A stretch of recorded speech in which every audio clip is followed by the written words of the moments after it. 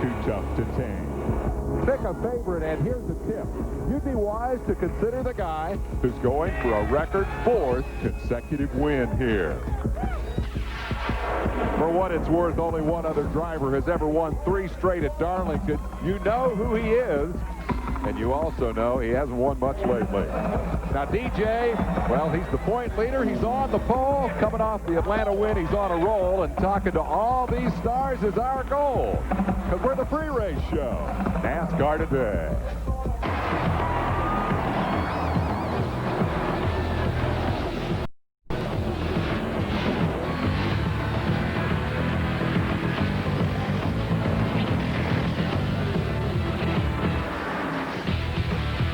It is the original NASCAR Super Speedway, Darlington Raceway, built by racing pioneer Harold Brasington in 1950. Egg-shaped, not oval, because the pioneer didn't want to pave the fishing pond outside what will soon be Turn 4.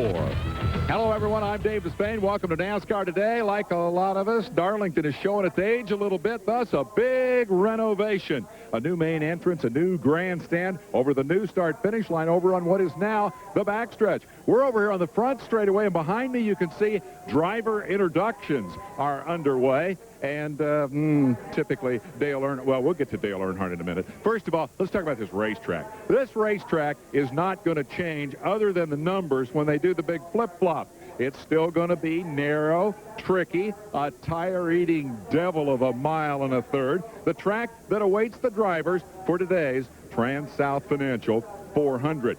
Bracketing that field of drivers, well, we have the tale of 2 Dales. Up at the head, you've got Dale Jarrett, the pole sitter, the point leader, and the most recent winner, that at Atlanta. And all the way out back with a champion's provisional, you have Dale Earnhardt continuing to struggle. 7-time champion, 9 times a winner here, hoping he can break the losing streak today at Darlington. But enough from me. It's time to hear from drivers. I want to start with the busiest guy in racing television, Bill Weber, and he's got the pole sitter.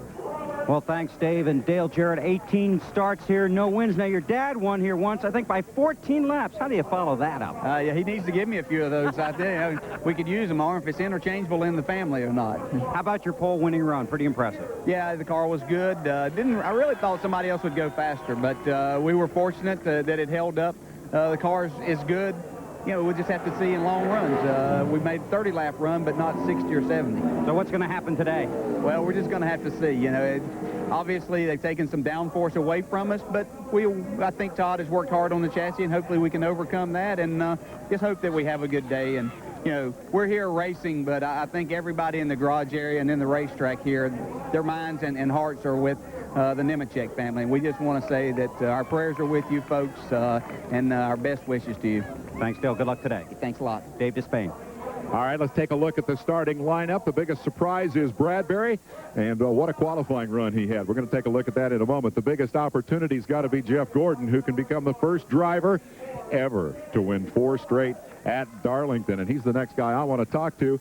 I mean, with an opportunity like that, it's got to be an exciting day for you. Here's the question, though. First 5 times you came here, you weren't very good. Next 3 times you came here, you won the race. What happened between race 5 and race 6? How'd you figure this place out? Well, I don't know if we, figured anything out, but we figured out how to finish. Those first 5 races, we had a tough time finishing, whether we were blowing up engines and overheating, or whether I was getting into one of these Darlington walls. And, I feel like, we learned fast as a team, and that's one thing that we've been able to really take advantage of.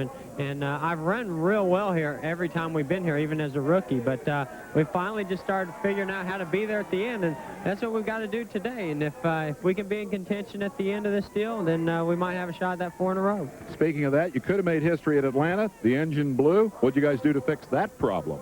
Well, we had a rod break, and we think we know why it happened, and hopefully it won't ever happen again. It's one thing I'm pretty confident in is Hendrick Motors, and they got the best people in the world working on them. They make great power, and, we have had very few problems on the racetrack, so I don't think you'll see those things happen anymore this year. Get out there and have a good run today. All right, thanks a lot, Dave. That is Jeff Gordon.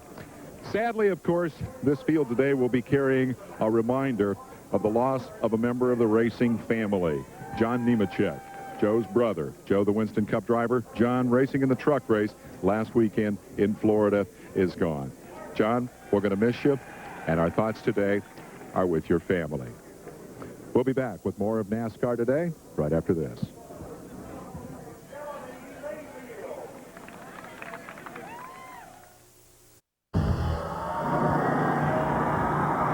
Well, one thing that happens in NASCAR today, we get mail.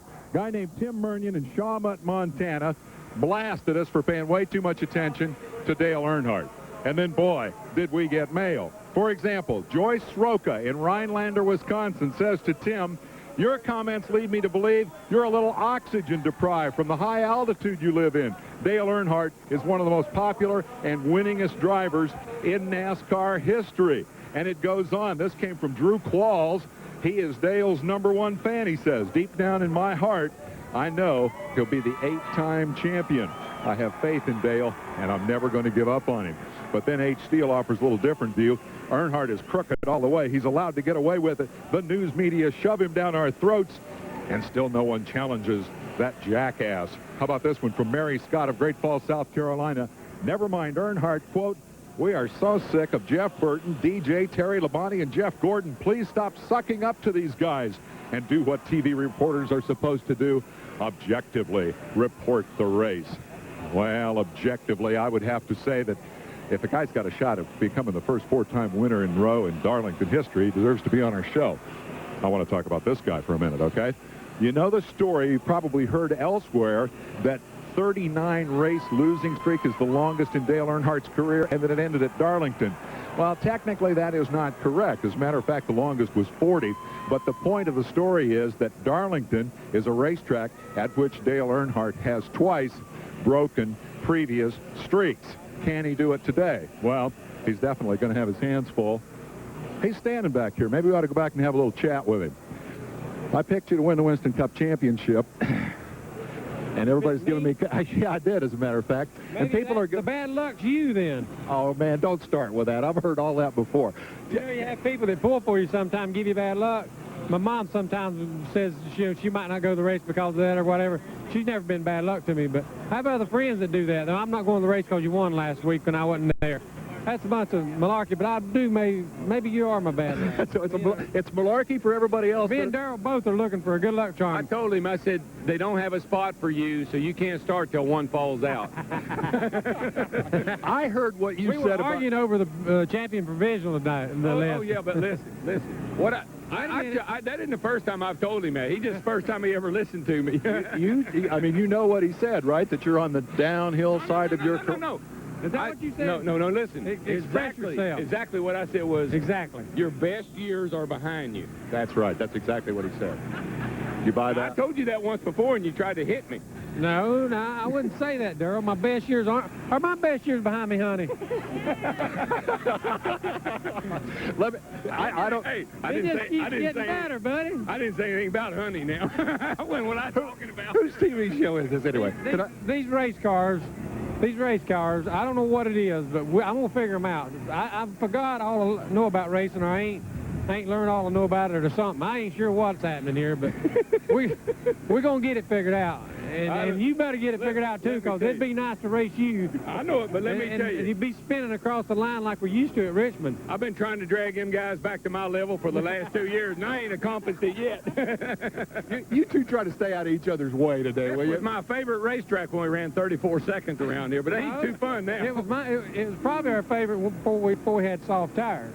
Them old hard tires were good for us. I think this may go on until they drop the grid. Good luck, guys. We need to get up to the other end of the grid. We have another guy on this show. His seat might be a little wet. I don't know if he knows it. We have another guy in this show. His name is Ray Dunlop. I assume he has someone else to talk to. Yeah, I do, Dave. Thanks a lot. Earnhardt's car's starting way in the back, but this guy's starting up in the front. Ricky Craven on the outside pole with the Budweiser Chevrolet. And, you know, a lot of drivers just hate Darlington, but that's not the case for you, is it? That might be the problem. No, I've always enjoyed it, and you need to race with authority here, but you got to be smart as well. And it's been a great week here, and I always enjoy coming, but we've had a great Friday and Saturday, and I'd love to get my first win here today, but it's not going to happen if I want it too bad, so just going to try and put together as many perfect laps as we can. Well, we hope you have good luck today. Ricky Craven on the outside pole. Back to you, Dave Despain. And real quickly, we want to remind you about something coming up here. We've got RPM tonight at 8 o'clock. And one of the questions is, who's going to host? Get well, Kenny Mayne. Tune in and find out who hosts, and more importantly, what's happened all around the world of racing. We'll take a break and be right back.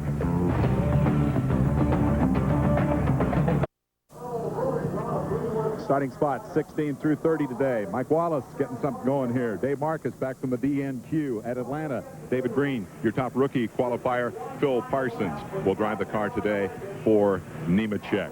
By the way, Waltrip's comment about the wet seat, he dumped a whole bottle of water in Earnhardt's seat. You didn't get to see it. I thought you ought to know. Let's go to Bill Weber. Breaking news here at the Bobby Labonte car. Possible relief driver. Oh, maybe not. Just a little charity ride, huh? Yeah. A little fun ride here this morning. After about 50 laps, I might want him to drive it. Tough place, isn't it? It really is. It's getting like the old Darlington used to be, and he wants back in. He wants back in. Like I said, he might can have it after 50 laps. I'll give it to him. But you know, the Interstate Pontiac, we qualified well. We're just going to see how it goes for the race. You know, we're kind of not really sure where we're going to be at, really, so we'll take a chance, and hopefully it'll be good. Maybe you're not sure, but a lot of people seem to think you're going to be at the front when this thing's over. Well, I hope they're right. We'll count on them. Lucky penny? Never know. Oh, okay. He's not going to tell the story, but he found one this morning. We'll see if it works, Dave. All right, as we move along here, let's say hello to Chase Elliott. Will Chase turn around and wave to that camera? Maybe not. He's looking for a lucky penny of his own. His dad has not needed lucky pennies here over the years. Bill Elliott's had great success at Darlington. You know a lot of the statistics. 5 wins, the $1 million. Last victory for him, last victory for Ford. Here's the one that impresses me. 6,384 laps at this joint since 1978, and Elliott has finished 6,329 of them, 99%. Consistency counts for a lot at this place. Is that part of the reason for your success? I feel like it has been. It's been a great racetrack for me, but, you know, things change over the years. It seems like now as competitive things have gotten, it's like last year, or in end of 95 during the Southern 500, I was running well and got caught up in a wreck going in the first turn, and it's so simple here. I know in 86 I had to race one with about 7 laps to go. Tim Richmond was running second. I drove straight in the first turn wall going into turn 1. And, I mean, it's just a racetrack that'll jump out and bite you. Real quick, the fans are so eager for that Bill Elliott win. I mean, they were on their feet at Daytona when you took the lead. Is the team and the car ready to win one? I feel like it is. I think we've got everything in place. You know, now we just got to have a little bit of racing luck. Today'd be a good day to get it right here at Darlington. He's had a lot of it here before. Let's go to Ray Dunlap. Well, Dave, the child support recovery Ford got way loose coming off of turn 4 in its qualifying run. The new driver in this car, Gary Bradbury from Chelsea, Alabama. And Gary, that was a great qualifying run, but we figured out that if you hadn't gotten loose, you might have gained like 2 tenths. That'd put you in the top 5. Yeah, you know, that's something we was talking about. We'll never know now, but we feel like we lost at least a couple of tenths getting all 4 and all. And, you know, that would have put us up easily in the top 5 and everything, possibly even better. But, you know, after as bad loose as we got and out of shape off 4, we'll take 14th anytime. It's a great qualifying run for you, but it's a long race here at Darlington, a track you don't have much experience on. Right, I've got one race here on this racetrack, and this track's tough. You know, you got to get out there and you strictly racing the racetrack. It don't take long. I learned that last year. After a few laps, you're not worrying about who's around. You're worrying about the racetrack, trying to get around without getting on the wall. You know, 1 and 2 and all 4. It's just tough all the way around. A good qualifying run for Gary Bradbury, Dave. All right, let's look ahead. 5 o'clock this afternoon, Eastern Time on the Deuce. You're going to see the finals of the Slick 50 National Drag Races. The NHRA action is in Houston, Texas. Our action is right here, and we'll be right back. Welcome back to Darlington, just about 20 minutes away from the green flag for the Transouth Financial 400. Looking down at the track from the Pennzoil copter cam, and on the track, that's David Pearson and Cale Yarborough. And this is the last time this track will be in this configuration. Actually, they'll only move in the start-finish line to the backstretch, but these guys reenacting some great moments here one more time. And talking about great moments at Darlington, Hut Strickland, I thought we were going to have one here last September. Still, second was pretty good. Well, it really was. I mean, you know, we dominated the race last time here, you know, and walk away from second wasn't really all that bad, but I'll tell you, we wanted to win really bad, and, you know, it just wasn't our day, I guess you'd say. But I tell you, all the guys worked real hard on this Circuit City Ford this week. He's got the same car we finished second here with last time, so hopefully we can be one spot better. You think you can? Well, I do. I mean, we had to change engines this morning. We put a different engine in there, so kind of got an untried piece, but I still feel pretty good about it. Well, Hut Strickland looking for his first career win, and that would be something if it came at this track, Dave. Ricky Rudd has the flu and a release driver standing by. What he doesn't have is as much downforce as he had last time. NASCAR took 3 cars to the wind tunnel, said, okay, we're going to take a 1/4 inch off the front valence of the Fords, and then another 1/4 inch off the back. The other change is the radio antennas. They determined with their wind tunnel test that this little antenna can have a big effect on aerodynamics. So now they're all standard. It has to be this antenna, and it has to be mounted in the center. What you will not see is this, the familiar roof cam. NASCAR determined that this item causes a lot of aerodynamic change, and it doesn't affect the cars equally, and as a result, these don't contribute to a level playing field, so they're gone. We know about all the aerodynamic changes. Now we hear, Benny Parsons, that there may be horsepower testing coming next. You'll be up topside today. Have you heard these rumblings about post-race horsepower exams? Yes, I have, Dave, and I think NASCAR has their chassis dyno here, and I think it's a better improved model, and after the race today, they'll have a Ford and a Chevrolet. They'll put those cars on the chassis dyno and run them and find out the horsepower disparity amongst the brands. Do you buy into the theory, Benny, that the Ford has more horsepower? We heard some pretty big numbers from some of their testing that they did informally during the week. So Ford got a horsepower advantage, you think? I'll put you on the spot. I don't have any idea. I really haven't talked dyno numbers with the teams. And again, that's what we're talking about, dyno numbers. And we can put the same cars, a Ford engine and a Chevrolet engine, on the same dyno, then we have a better idea exactly what horsepower change we're talking about. But NASCAR doesn't release these numbers, so we still don't know exactly what the disparity might be, if there is. Well, their goal is to find out the numbers and make adjustments accordingly. Look for more rule changes. Take you back to the end of the field here. Here's what strikes me about this graphic. You got Robbie Gordon, the pole sitter at Atlanta, the last qualifier on time. Darrell Waltrip, 3rd at Atlanta, takes a provisional. Dick Trickle, 4th qualifier at Atlanta, did not qualify here. And of course the other issue is Earnhardt at the back of the field. We're about at the back of our television program. We're going to take a break, and then we'll come back and wrap things up at Darlington.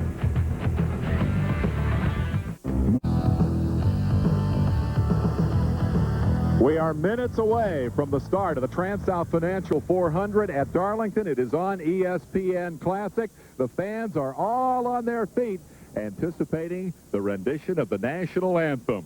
Let's go to Janet Powers. Now, ladies and gentlemen, our national anthem by Janet Powers.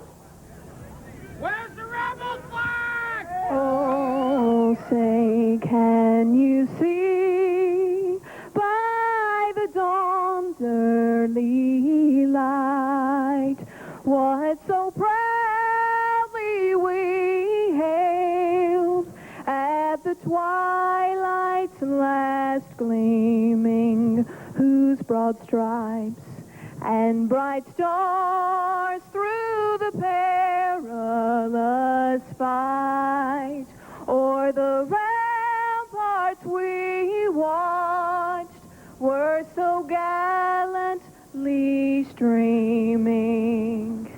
And the rocket's red glare, the bombs bursting in air, gave proof through the night that our flag was still there. Oh, say, does that star-spangled banner yet wave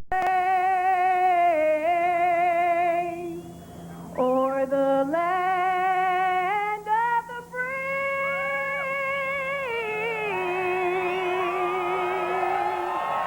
and the home of the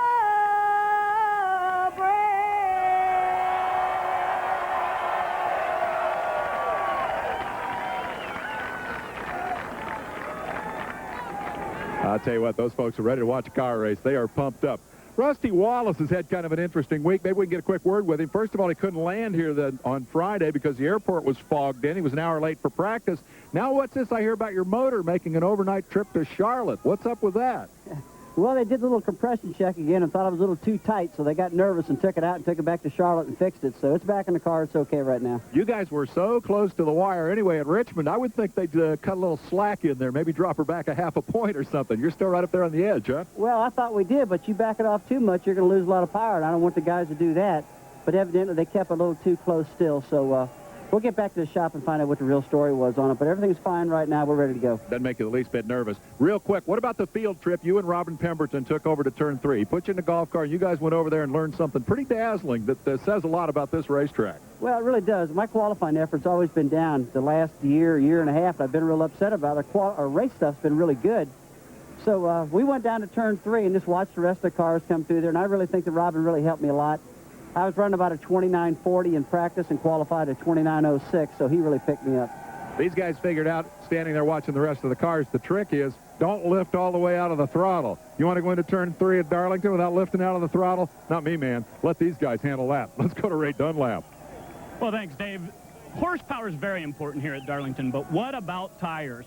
Every racetrack that the Winston Cup cars go to, the right front tire is the tire that gets worn, but not here at Darlington. This is a very unique racetrack, and because turns 1 and 2 and turns 3 and 4 are so different, the drivers have to set up the race cars to get an average feel through those turns. The left front tire on these cars actually scoots out of the corner, and all the tire wear will be done right here on the left front. Expect the cars to go maybe 45, 47 laps here today. They could go 68 or 70 on a fuel stop, but that's not going to be the case with tires today here at Darlington. All right, I got a second here. I don't know. We did not set this up ahead of time, but I got a feeling he might want to talk. The driver, of course, is Derek Cope. The difficulties this year involve a new team and all the changes. Hey, man, you got time for a quick word? Yeah. You told me in qualifying you guys were just struggling something terrible, but you got it in the first day. How about a progress report on this new Skittles Pontiac? Well, the whole Skittles crew have worked really hard, and, you know, we got the car working a little better yesterday, and ran a long run. You know, we're not quite as good as maybe the 28, those guys on the long run. We're about 10 laps short of them, but a good productive effort today could get us a good finish and maybe turn things around for us. Good luck today. Real quick, back to Ray Dunlap. Well, Dave, if the front stretch was on the back stretch or the start-finish line yesterday, Jeff Burton would have won the Busch race. Man, that was a great run yesterday. Well, it was. That was a really good race. We wanted to win that race pretty bad, but Randy did a little better job than I did, and the cautions kept, too many cautions were hurting us, but we had a good run, and that was yesterday. Now we're ready to go racing today. Good luck in the X-Side Ford today. That's Jeff Burton. Back to you, Dave Despain. All right, if you want one word to put in your pocket to think about during the next 3.5 or so hours on ESPN, that word would be tires. This racetrack will eat them up. Want to remind you real quick, if you want to write to us, we're at P.O. Box 214 in Bishop, Georgia, 30621. Love to hear from you. The race is next over on the Classic ESPN. I know that a lot of you folks have tuned in for ATP Tennis, and I'm here to tell you that it is live from Key Biscayne, Florida, next on The Deuce. Thanks, Ray Dunlap, and thanks, Bill Weber. Thanks, Benny Parsons. I'm Dave Despain. Stay tuned for the race. See you next week.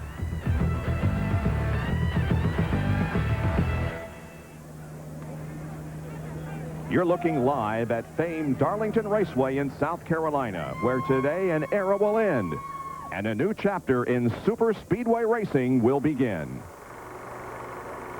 The sun has risen more than 16,000 times over the track they call the Lady in Black.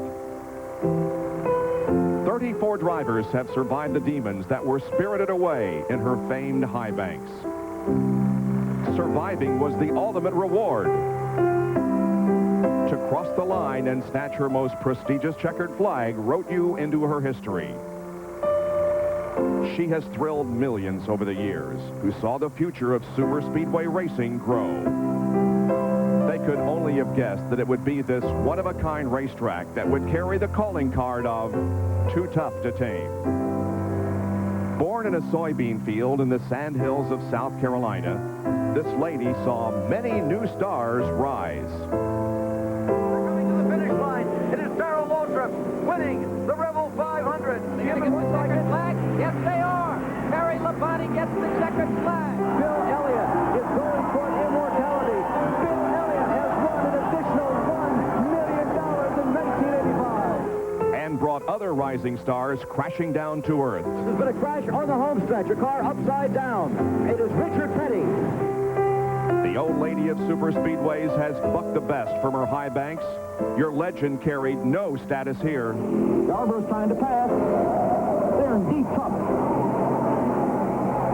Dale Yarborough's over the wall. It's a place that you think you can go out and be running good and think you have the track conquered, and all of a sudden it just bites you. It's definitely a track too tough to tame. One man has ignored her warning and survived here a record 10 times. It's too tough to tame. And I said to myself, if anybody's going to tame it, I was going to tame it. Through the decades, it became readily apparent that it was Dale Earnhardt's destiny not just to win at Darlington, but to dominate. Despite changing hairstyles, car colors, and makes, the results didn't vary. Usually when the day was done, it was Dale who had won. His 9 wins have placed him one shy of tying South Carolina's legendary Silver Fox, David Pearson. The desire and determination are there. You can see it in his eyes. After all, this is Darlington, and for Dale, it must be destiny. This could be the true test for Dale Earnhardt. By taking the Champions Provisional, he will start 43rd in today's field. Never in the storied history of this facility has a driver come from that far back to win. No one, not Ned, Fireball, Cale, or even David, could pull it off. Some say it's impossible, but don't tell that to a man who has dazzled us here for 2 decades.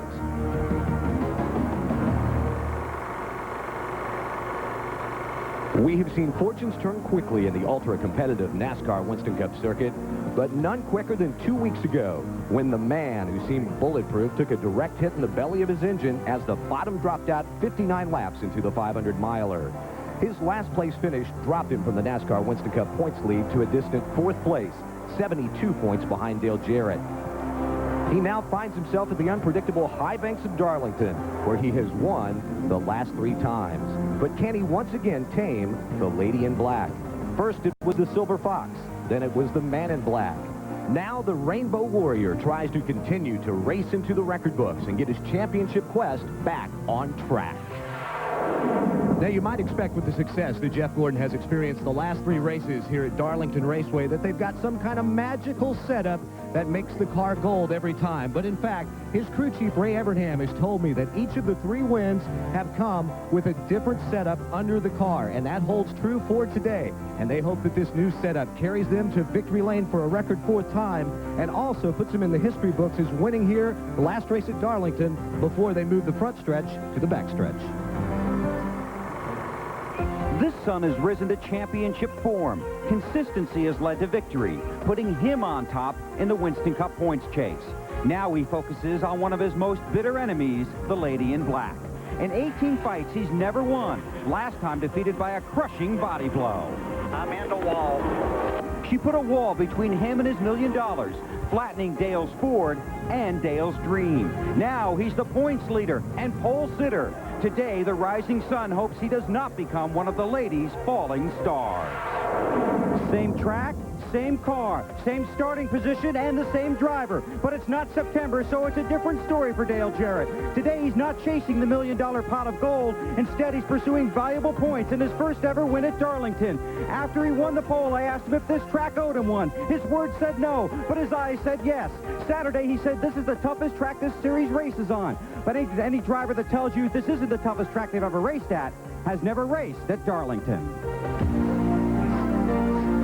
ESPN Speed World welcomes you live on a beautiful Sunday afternoon to Darlington Raceway in South Carolina and our coverage of the NASCAR Winston Cup Transouth Financial 400. Entering this 5th event of the 1997 NASCAR Winston Cup season, Dale Jarrett has a 29-point lead on defending series champ Terry Labonte. Jeff Gordon slipped to 4th after Atlanta's last place finish. The top 5 separated by 101 points. The second 5 led by Ricky Rudd. They're separated by only 40 markers, with Jeff Bodine and Ernie Irvin tied for 10th in the point standings. Hi, everyone. I'm Bob Jenkins, along with Ned Jarrett and Benny Parsons, and we're set to go. Now, you have heard our pit reporters talk about the storylines here, Dale Jarrett, Dale Earnhardt, and Jeff Gordon, but when you get right down to it, the only storyline at Darlington is the track itself. The track itself, Bob. It's been a big story all week that when we come back here in September that the racetrack will be flip-flopped. The front stretch will be the back stretch and vice versa. It's not going to change the racetrack, though. It's still going to be the same old Darlington. It'll jump up and bite you at any time. You cannot let your concentration lapse for just one moment. If you do, you're going to be in the wall or into another car or in deep trouble. You know, I walked through the garage here this morning, and I talked to car owners, mechanics, crew chiefs, and drivers, and I said, how's the car? How we doing? And I got the same reply. Well, this is Darlington. I mean, and that says it all, folks. This is Darlington. When you start the race, you really and truly don't know what you have until 40, 50 laps into the race, and then we'll find out who has the better car. Well, it's going to be the largest starting field in the history of this race. 43 cars and drivers set to go in this 400-mile event. Here's the starting lineup. On the pole will be Dale Jarrett, second straight pole here at Darlington, alongside Ricky Craven, his 68th race. Bobby Labonte will start third. It's his fourth finish at Atlanta that has moved him up in the point standings. And Jeff Bodine, 4 Darlington poles here. Mark Martin starts fifth. He has 1 Darlington win. Jeff Burton, 2 top 5s in 1997. Then Hud Strickland starts 7th. He was second in last September's Southern 500. Ernie Irvin drove his first race in the number 28 car here in September of '93. Sterling Marlin, the 95 winner of this event, starts 9th alongside Jeff Gordon, who's looking for a record 4 straight. Starting 11th will be Lake Speed. His only Winston Cup win was here in '88, and Terry Labonte, first Winston Cup win was here in 1980. Starting 13th will be Ken Schrader, and Gary Bradbury starting in 14th spot. Back in row 8, we find Rusty Wallace. Back in row 8, we find Rusty Wallace in the Miller Ford, Ricky Rudd on the outside. Row 9 is Mike Wallace and Bill Elliott. Row 10, Jeremy Mayfield and Dave Marcus. Then comes Ted Musgrave and David Green. Morgan Shepard, his great run in Atlanta, will start 23rd, and Greg Sachs beside him. Derek Cope and Jimmy Spencer make up the next row, and Michael Waltrip and Kyle Teddy, 27th and 28th. Starting in 29th position will be Phil Parsons, who is substituting for Joe Nemechek. Kenny Wallace will start in 30th position. Back in the 16th row, we have Brett Bodine and Chad Little. John Andretti and Mike Skinner will go from the next row. Starting in the 18th row, Robert Presley and Johnny Benson. 37th starter is Bobby Hillen, and the pole sitter from Atlanta, Robbie Gordon, who was the slowest qualifier to get in the field. These next drivers got in on provisionals, Bobby Hamilton and Ward Burton. Also, Darrell Waltrip and Rick Mast, and choosing a champion's provisional to get into the field, Dale Earnhardt. He'll start in 43rd spot. There were 3 drivers who failed to make the field here this weekend: Dick Trickle, Billy Standridge, and Steve Grissom. Now the manufacturer's points are led by Ford with 30 markers. They have 21 cars in today's field. Chevrolet is 2 points behind in the championship. They have 14 representatives, and there are 8 Pontiacs in the field. They have accumulated 18 points in the manufacturer's championship in 1997. When we come back, we'll be back for the green flag and the end of an era here at Darlington Raceway in South Carolina. Stay with us. In just one more lap, the cars will get the green flag, and will be set for 293 laps of racing. Now, there's the overhead shot of Darlington, and you can see that it's egg-shaped.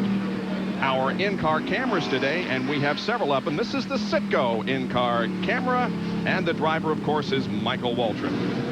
And we see Ricky Rudd's tied forward as he gets ready to go. We'll also be riding in the Family Channel Prime Star car, driven by Ted Musgrave.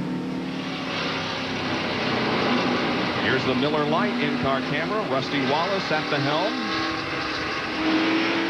The Econolodge in-car camera, Hud Strickland behind the wheel of that machine. The Valvoline in-car camera with Mark Martin. And up toward the front of the field, the outside front row starter in the Budweiser car. This is Ricky Craven. We are set to go for the final time. The green is about to fly here on this part of the racetrack. A great crowd is on hand. Beautiful weather. And the Transouth Financial 400 is underway. Transouth places for the final time on this racetrack in this present configuration.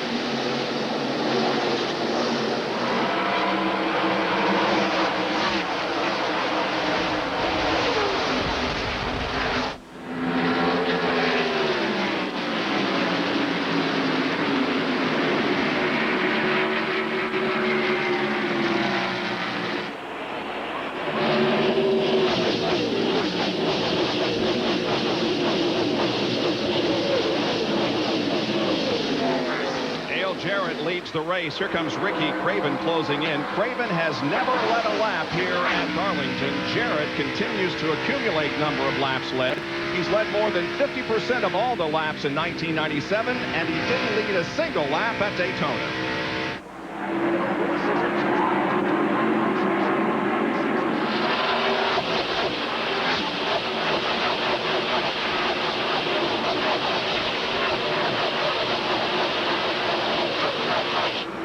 Three cars have broken away some from the rest of the field. Running in third position at the moment is Bobby Labonte. Then quite a bit of racetrack back to the fourth place of Jeff Bodine. He has Jeff Burton right on his heels and Ernie Irvin right on the heels of Jeff Burton. Jeff Gordon has moved up to 7th from his 10th starting position. Ted Musgrave picks up a position going to the inside of the 91 car of Mike Wallace. And his Chevrolet as Musgrave goes by. Europe trying to take the position. Going into turn 3. He does it as Jeff Burton backs off. Burton loses 2 positions. Now those guys are going to go up and start picking on Jeff Bodine on the QVC car.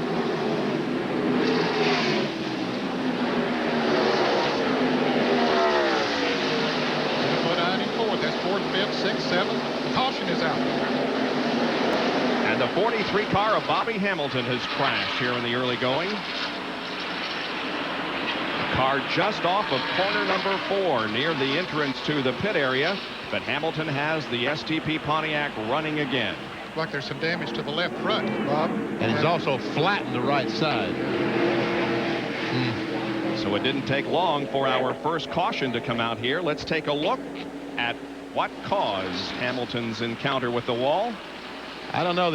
It's hard to tell. The car was sideways. When he tried to correct it, it went back up and banged the wall. But another car in front of him was right down on the apron of the racetrack. So I don't know what might have happened back there.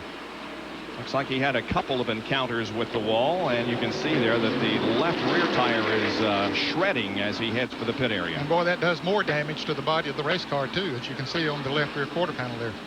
And so that Darlington curse has already struck Bobby Hamilton. How many more cars will it gobble up before the checkered flag falls here at Darlington?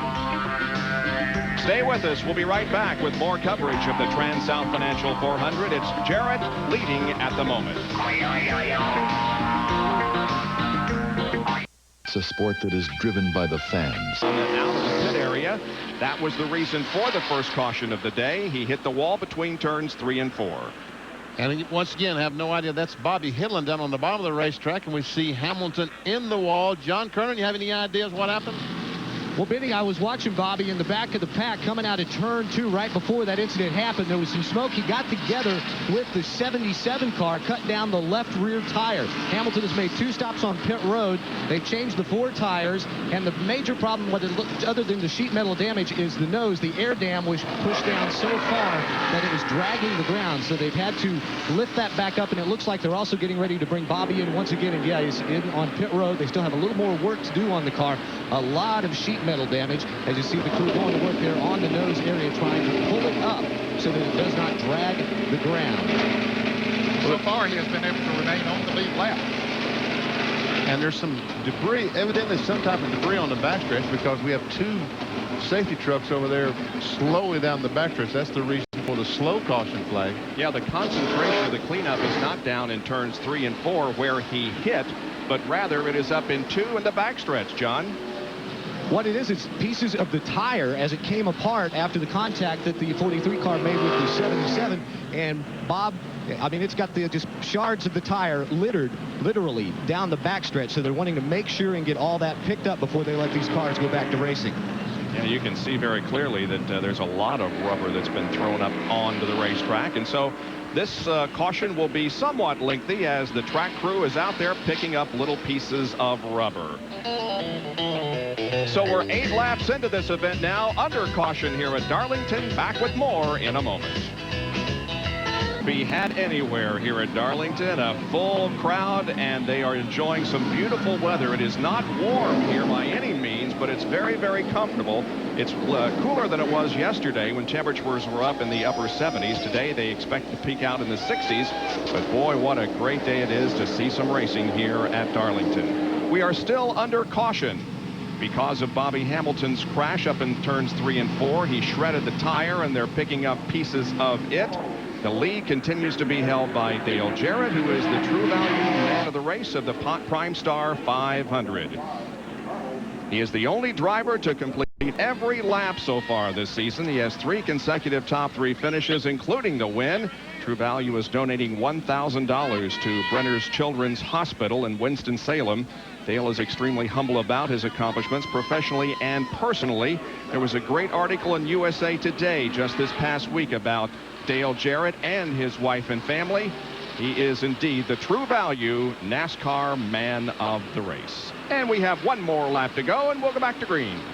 And Ned, Bobby Hamilton didn't lose a lap and all that, did he? No, he didn't. Still have 43 cars on the lead lap. He made a lot of pit stops, made some adjustments on the STP Pontiac, and banged out the quarter panels and fenders as much as they could. So hopefully he's got it back in shape that he can go racing. If we were to give you a field rundown right now, you would see it back in 43rd spot, car 43, because the only car that's been in the pits is Bobby Hamilton, and he'll be leaving the back pits in just a moment, then catching up with the field.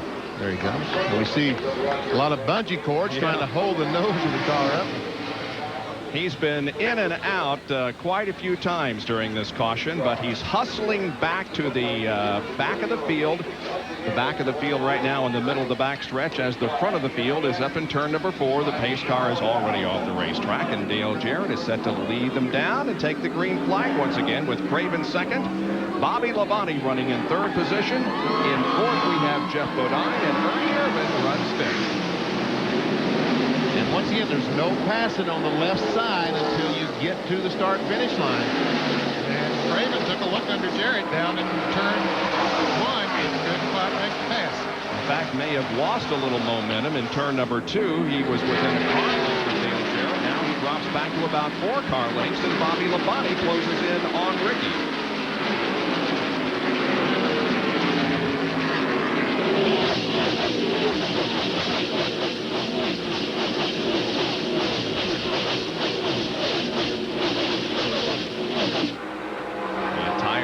Streams down the backstretch, and Jarrett leads them down the backstretch once again. We saw Ricky Craven using a higher line there. He ran that line yesterday in bush competition, in the bush race, and had a good finish.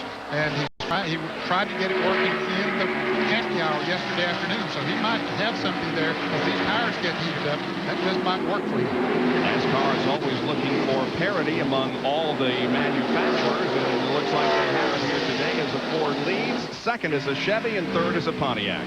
This is the Citgo in-car camera, or actually it's on the right front of the car. As he looks under Mike Wallace, trying to get alongside his Chevrolet.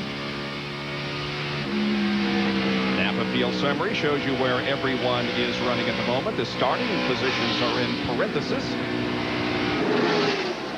And now here comes Ernie Irvin to the inside of Jeff Gordon and picking up 4th place. And Jeff Gordon has been stalking both of them to restart. He is in 6th place, started 10th. You see Jeff Burton tried to pull out to get by Jeff Gordon, and Gordon said, wait a minute, I just passed you a minute ago. Let me go up here and walk on this 7th car a little bit first, and then if I can't get by, then try to pass me. Right behind Jeff Burton is Mark Martin. Here's Hut Strickland, the Econo Lodge in-car. He's at the tail end of this group. And Jeff Gordon took a look to the high side that time, out of the corner. And the caution is waving once again here at Darlington for the 2nd time in only the first 16 laps. I do not not see a problem on the racetrack. Jerry, what's going on? Well, Bob, a moment ago when Bobby Hamilton came by in turn one with all those bungee cords on the front of his car, a couple of them flew off and went on the racetrack, and NASCAR watched them. Even though they were down out of the groove, they were concerned when Ernie Irvin made a pass a moment ago down in turn one underneath Jeff Bodine. Irvin came very close to one of those bungee cords on the bottom of the track, and NASCAR said, hey, we're not going to take a chance. Some of the crews have complained, thus the caution flag. They'll slow the field down, bring the pace car out, and go pick up those bungee cords on the track in turn one. So Hamilton brings out the first caution and the second caution as the bungee cords flew off. And so we are at reduced speed once again. Dale Jarrett continuing to lead the field as the pace car has picked 4 hours. Over that hole, that opening, and pop rivet it in and also tape it in. And the green flag coming up, Bob, so back to you. All right, and as Mass catches up with the rest of the field, Bobby Hamilton continues to be on the lead lap. He's catching up. Also, there's Mass going down into turn number 1. Hamilton's a few yards ahead of him. Meanwhile, the rest of the field comes out, and Robert Presley is up front as we get set for green flag racing. He and Robbie Gordon stopped on lap 17, so they did not stop here during this caution period, so that has them first and second. Craven.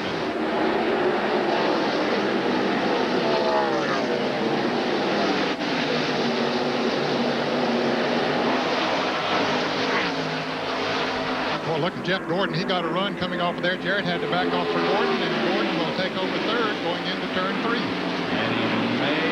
Well, now here comes Jarrett on the inside, huh? Well, I was leaving the back off. He won't try that time.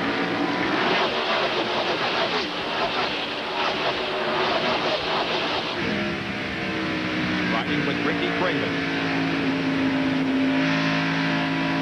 And we see them going by Robbie Gordon on the outside. That's Gordon on the outside as Jeff Gordon has gone by. Dale Jarrett is on the inside. And Robbie Gordon will wisely back off, let these fellows in. That's a one-groove racetrack over there at speed. And right now, Jeff Burt trying to figure out how he can get by Ricky Craven. Oh, some contact between the 24 and 29. Gordon hasn't made the pass yet. He'll try to get the run coming off the corner. Oh! Contact once again. And here comes Jeff Burton trying to get on the inside. Can't quite make it straight. He's block that move. And here goes Craven. Here goes Burton. And Gordon up front. Yes, Jeff makes the pass in corner number 4 and comes down to lead lap number 37.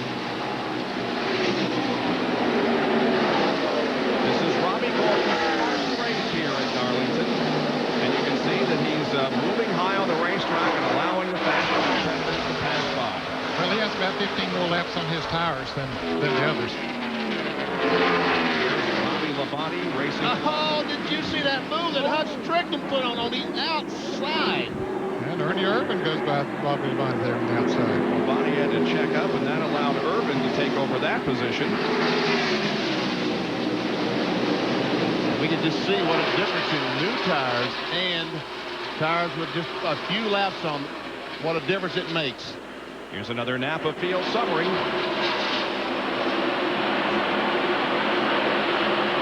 Robbie Gordon still on the outside as Bobby Labonte goes by. Now Kenny Schrader comes up on his back bumper, and see Rusty Wallace dives under Martin. Martin takes his spot away. That's the 12th spot. Rusty takes the 12th position from Martin.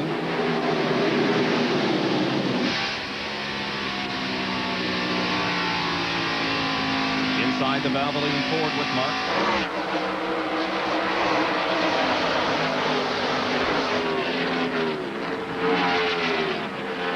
And Jeff Gordon's in the wall. Jeff Gordon just hit the wall going into turn 3. The driver going for 4 in a row. And there's another crash as Kyle Petty and David Green have come together. So there may be some kind of oil or something up there. Damn it, Dennis, you gotta tell him what to do to you. Caution is out.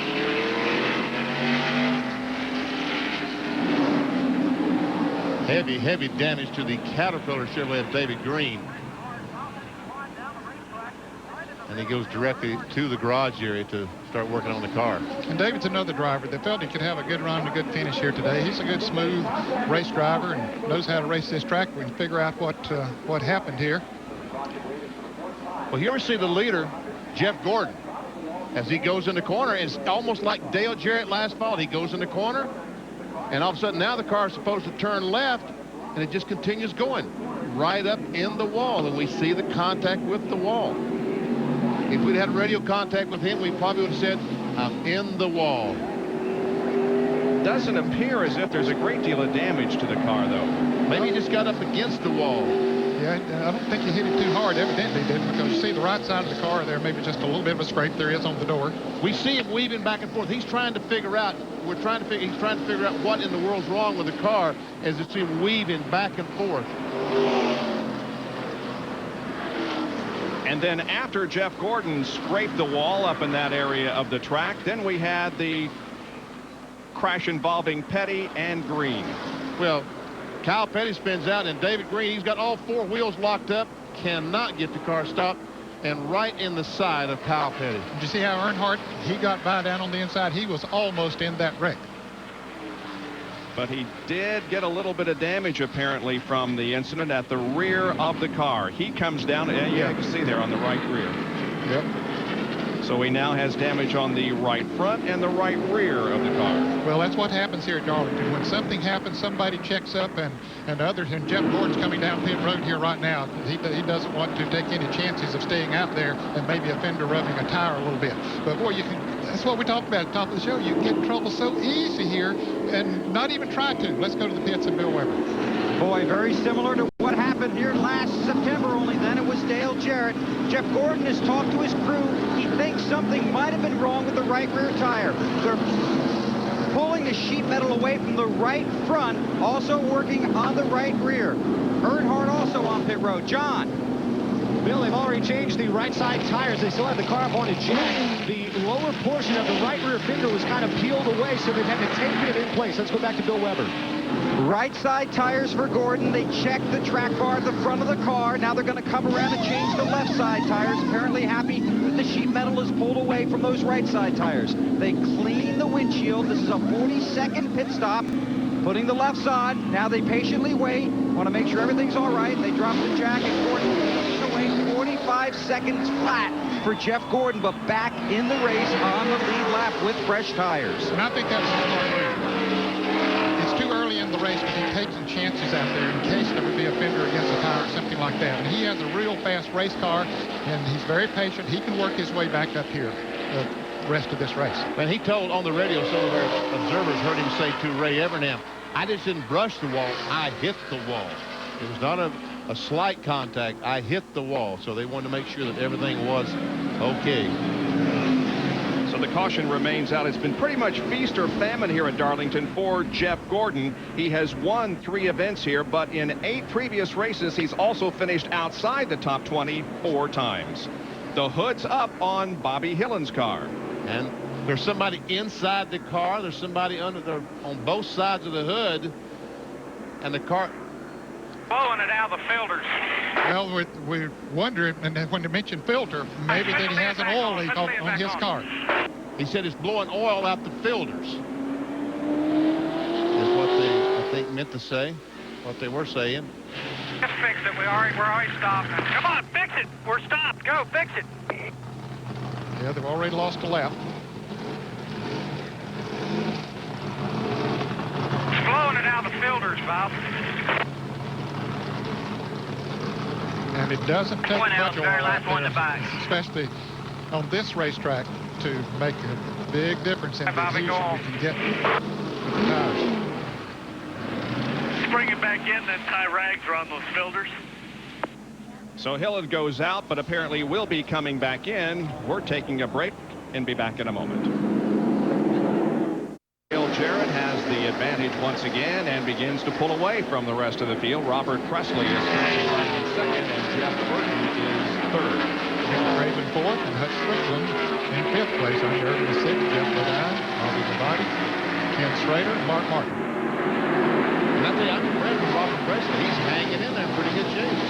Let's take a look once again at this incident up in turn number 3. Kyle Petty and David Green. And there we see Yeah. Kyle Petty gets banged by Chad Little in the left rear, which sends him spinning. Chad Little is able to get by. And then, look at Brett Bodine. Brett Bodine barely gets by, and David Green has nowhere to go. And Bill is with David Green. And the Caterpillar Chevy is a mess right now. You're okay. I know you're disappointed. You had a great qualifying run. What happened in your version, David? Well, Bill, it's so crowded out there, you know, and I tell you, I'm learning so much each lap I make here, but we went down in that corner, and Kyle Petty, that's the first car I saw sideways, and just saw a big 44, and, you know, I got on the brakes, and I guess I forgot we're running about 50 or 60 Dale Jarrett's in the wall. And I had to brake to the floor and ran right into Dale Earnhardt. Problem on the track, guys. Jarrett's in the wall, so is Robert Presley. He makes one complete spin, now 2 complete spins, and the car stops at the bottom of the racetrack. Not a funny situation for the Cartoon Network car, and again we have caution for the 5th time in just the first 48 laps, and there's Gary Bradbury. He stops against the wall. Well, you talk about Darlington. You are seeing a classic Darlington race here with not only the inexperienced drivers on this track, but the best into the wall. Doyle Ford, who celebrates his 64th birthday on Wednesday, is waving the caution once again. And now the question is, how much damage, if any, was done to Dale Jarrett when he got into the wall up in 3? I don't think he hit it too hard, Bob, but we'll see. Same situation as Jeff Gordon. Goes in the corner, and there we see the 29 car spin. And Ricky Craven runs in the back of the 99 car. Here comes Hut Strickland by Craven. I think Jarrett's car looks about like Jeff Gordon's car. I think he's brushed the wall with the tires. He hasn't flattened it like we saw Mike Wallace's car, certainly. Here once again from the Pennzoil copter cam. We'll take a look at this again. Presley is sideways here. Hut Strickland taking evasive action, and Ernie Irvin bobbling there as he hit the brakes.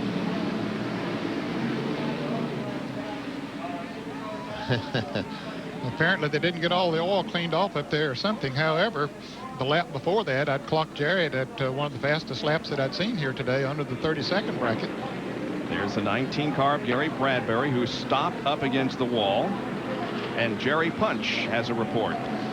Well, the report from Dale Jarrett, apparently Dale said the 77 car, when it came out of the pits, it came around the racetrack to come back in, had oil coming out of it or out those the breathers that they were trying to fix in the Bobby Hillin pit. He said the 77 car oiled the racetrack. They went in there and had nowhere to go. His car slid up and bumped the wall. Now, they were going to make a pit stop, but what Dale Jarrett did, he radioed his crew, and they asked Jeff Burton in the 99 car to pull up and take a look at the right rear. Burton pulled up, looked at it, and told Dale Jarrett by way of his pit crew, I don't think it's going to rub. I believe you can stay on the racetrack. So that indeed is what Dale Jarrett is going to do. Jeff Gordon, meanwhile, is coming in once again. Bill Weber, he's headed toward you. He's reported to his crew he feels something dragging on the right rear. They're going to check the toe. They think it may be towed in because Jeff has told Ray Evernham that he cannot get up to full speed because the car is very, very loose, and they think that's a toe-in problem. Now they're pulling the hood pins. They're going to lift the hood on the DuPont Chevrolet. Evernham going down on the right side. They're going to check the toe. Can't see from this side, but I feel certain they've got a string over there. And that's what they've got. Ray talking to Jeff. Now they lower the hood, putting the hood pins back in. Gordon sitting in the car. Evernham checking the right rear tire, talking to his driver. Again, Jeff had said the car is very loose. He can't get up to speed.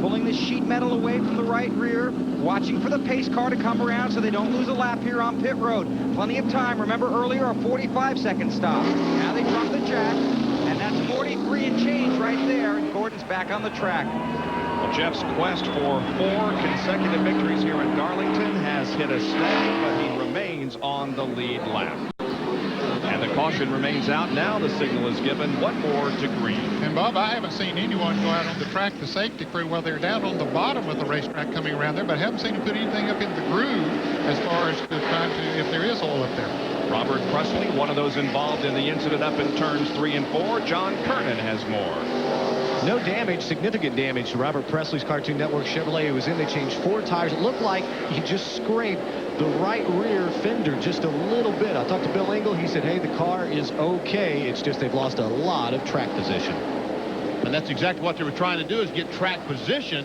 And there they lost all their track position. That truck better get off the racetrack. I don't think he wants to be out there with these cars going around. They will not go green this time, as is being waved off. Jerry's with Todd Parrott.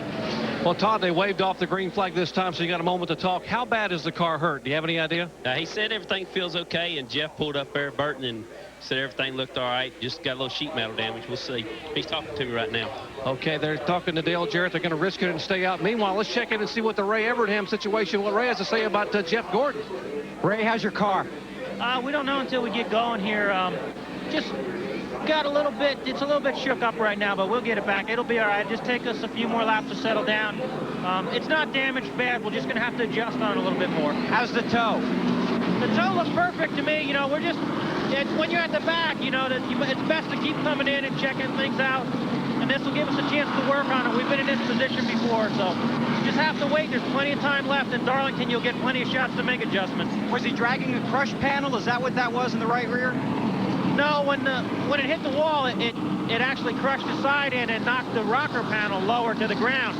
And that car runs so soft, there's a close clearance there anyway, and it started to drag a little bit. So I want to say hi to Rick and Linda and everybody watching home. It's a long day. We'll be all right. Okay, he's still confident. The rocker panel, they knocked it down, as you said. As he goes to the corner, as that right side goes down, the body was dragging the racetrack. So they just knocked that back up so Jeff Gordon will not hear and feel that drag. Guys, Lake Speed has taken his car to the garage area. Don't know what the problem was, but he is out of the race at the moment. The 24 car took a gamble at Richmond when he was in the points lead, even lost a couple of laps. I think, did he lose 2 laps and came back in that event? Well, anyway, he took a chance and he made it up, and it paid off for him. So Dale Jarrett is now staying out there, and maybe it'll pay off for him. Now we're getting the signal once again that next time around they'll go back to green. Sterling Marlin, as you can see, is not on the lead lap. He has lost 7 laps because of his radiator problem.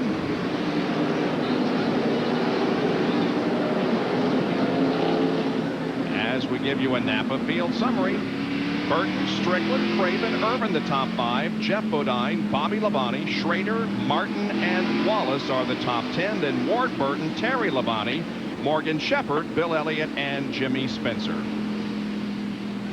And 16 through 30, see Ricky Rudd leads that group. Earnhardt's worked his way up to 29th. Phil Parsons in the Bell South car is in 30th. All those cars on the lead lap. As a matter of fact, there are still 36 cars on the lead lap. Now you see there beside Bradbury and Petty and Green the notification they are off. That means they are off the track, but they are not officially out of the race. Mike Wallace is the only car that has been declared officially out of competition. Down to John Kernan. Kyle Petty's behind the wall. Of course, he was in that accident earlier, and he had a really bad vibration when they went back out there. So Kyle is in, and the guys are, it looks like they're changing the drive shaft. Back to you, Bob. And the green flag waves. We're back out. Well, Dale Jarrett will know in a moment or so here how much damage was done to that Ford, if it's going to bother him at all or not.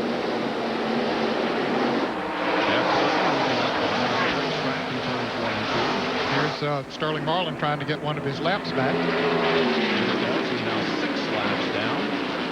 And Burton and Hut Strickland both closing out on Jarrett. Oh, almost some contact there. Jarrett is he's got his hands full right now with that car, Ned. Yeah, I don't know if there's anything wrong with it or not, or it's just a position that's got him coming off of that turn. But it looks like that there is something wrong with the car. Here are others coming by.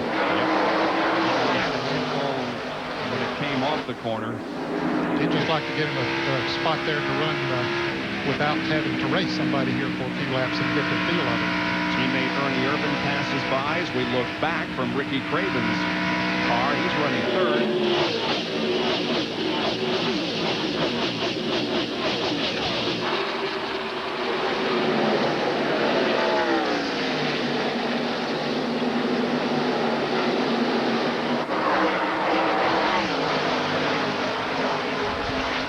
Johnny Benson, just at the very end of the screen, we saw him coming to the screen. Folks, he has passed the cars on the outside at Darlington.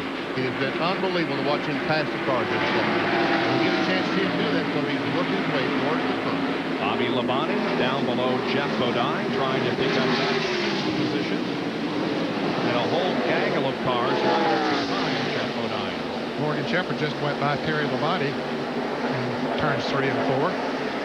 Hut Strickland has moved to second position. Ernie Irvin is on the outside of Ricky Craven.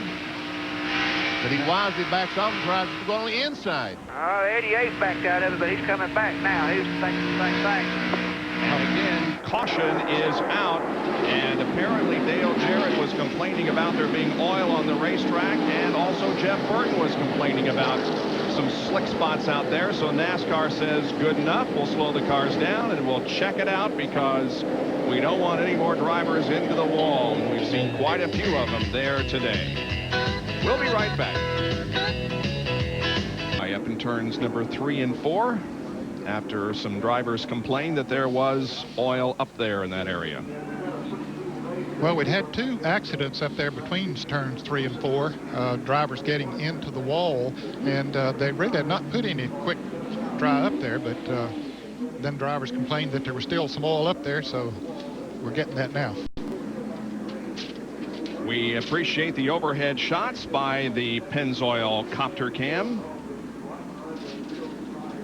You know, one of the first drag racers to use Pennzoil in his dragster was Big Daddy Don Garlitz. Pennzoil, of course, has been associated with motorsports for many, many years in all forms of racing, furnishing us with the copter cam shots high over the racetrack. They're with us for all of our NASCAR Winston Cup telecast this year.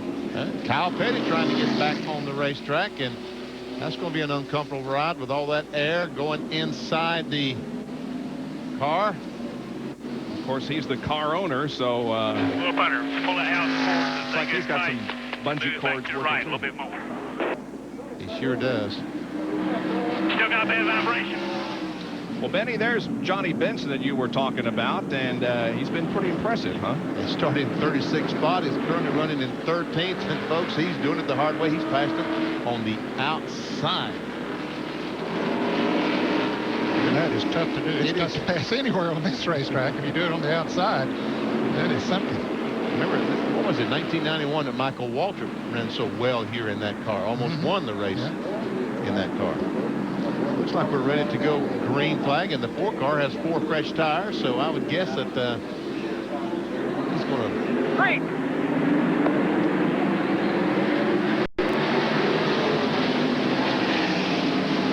Jeff Burton, Hut Strickland tries to take it from the inside.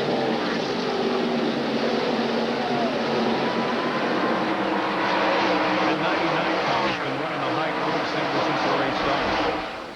Just about a car higher than anybody else. Well, Hut Strickland really makes up some ground going in that corner. Sterling Marlin just pulled away from him with those new tires on.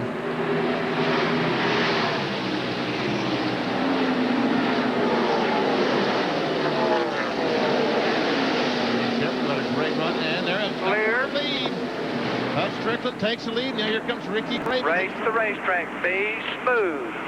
Hut Strickland finished second here in the Mountain Dew Southern 500 last September. He led many laps, and he's up front today.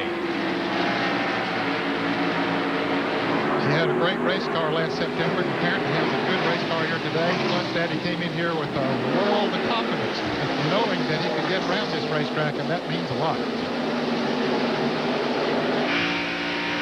Jeff Bodine making a move on Dale Jarrett, taking over 6. Craven tries to go to the inside of Hut. Has to back off.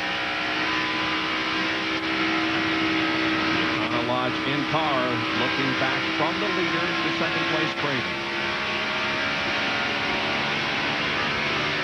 And right behind these two, Ernie Irvin has closed up right on the back bumper. There we see him. And here goes Craven on the inside, trying to get position. 4 cars. Back up real close, and here comes Irvin down on the inside. Craven going to turn 3 to get that position. But does he slide up and Craven drive back that tree? No. Irvin has now gone to second position. Morgan Shepherd has just passed Rusty Wallace, and Shepherd has entered the top 10. Boy, he had a great run at Atlanta. Trying to continue that here. He likes this racetrack. He says it's his favorite racetrack. That's the Miller Lite in car from Rusty Wallace. Camera mounted on the right front. There's Johnny Benson, and he made another outside pass. Unbelievable. This time he drug the 5-car, Terry Labonte, along with him. He's running at high groove down in 1 and 2, and he gets a run off the corner. It's unbelievable. Here's a battle for the lead. Ernie Irvin has the lead in turn 1. Be smooth. Great 4-car battle here. Jeff Burton to the inside of Craven.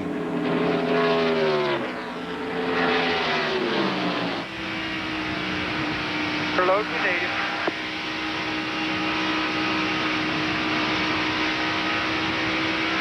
Looks like everybody wants to see the driver to win this final race at Darlington, where they flip-flop the straightaways. It's Kyle Petty running slowly at the bottom of the race. Keep digging, buddy. Come on. Keep digging. Keep digging. Keep digging. He's right there. Still there. Still there. Look at him. Clear. Side by side into turn 3, and Jeff Burton makes a great run all the way from 4th to 2nd.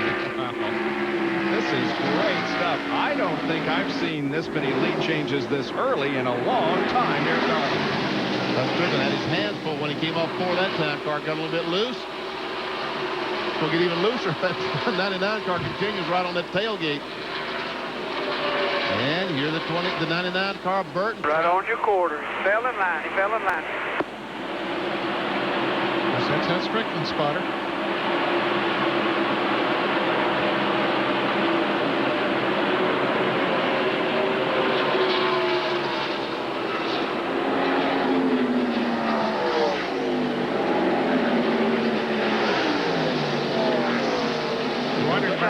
Round to 99. Clear about 99. 22nd.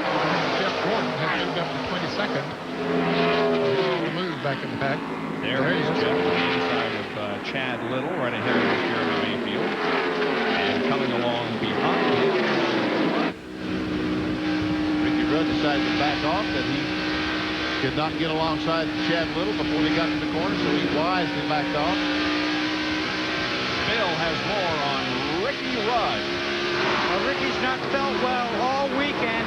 They had Elton Sawyer in the car earlier this weekend practicing the car, and next caution flag, Ricky Rudd will climb out of that car, and Elton Sawyer will climb into the tied Ford. Ricky wanted to go the whole distance today, but the flu's got him, so it'll be Elton Sawyer for Ricky Rudd. He hopes to make it to the next caution flag.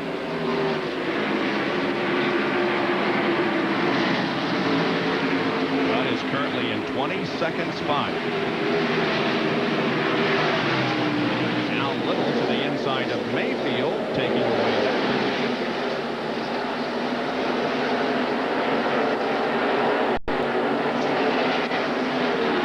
Jimmy Spencer on the inside of Bill Elliott, and he's got Michael Walker trying to follow. Michael gave Bill Elliott a break, backed off, let him continue on in the corner. This is the Citgo onboard camera as Michael now falls in behind Bill. Second spot. Here goes Ernie, taking it away from Hutt. Jeff Burton is the leader of the race, then Irvin, then Strickland, and Ricky Craven. Completing the top 5, Jeff Burton.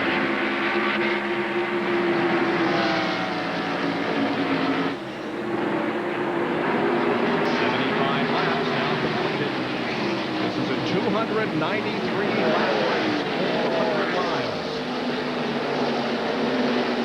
And things have settled down somewhat now as Burton continues to lead the way. And everybody behind him in pretty much single file formation. Jeff Gordon is still trying to weave his way through the field. There he is to the inside of Bill Elliott as Michael Waltrip tries to get his car in position, in that position also. And likewise passes Bill Elliott in turn number 4. And coming along is Ted Musgrave. So with Jeff Burton showing the way and Ernie Irvan second, followed by Strickland, Craven, and Bodine. We'll be right back. And Jeff Burton slowed there momentarily and allowed Ernie Irvan to go to the lead. I thought there was something seriously wrong with the car, but he's okay now, it looks like. Yeah, I think he was running a little bit harder maybe than he wanted to out there, Bob, and Ernie was coming up on him. So he just decided to move over and let him go. Right behind him there for a little while.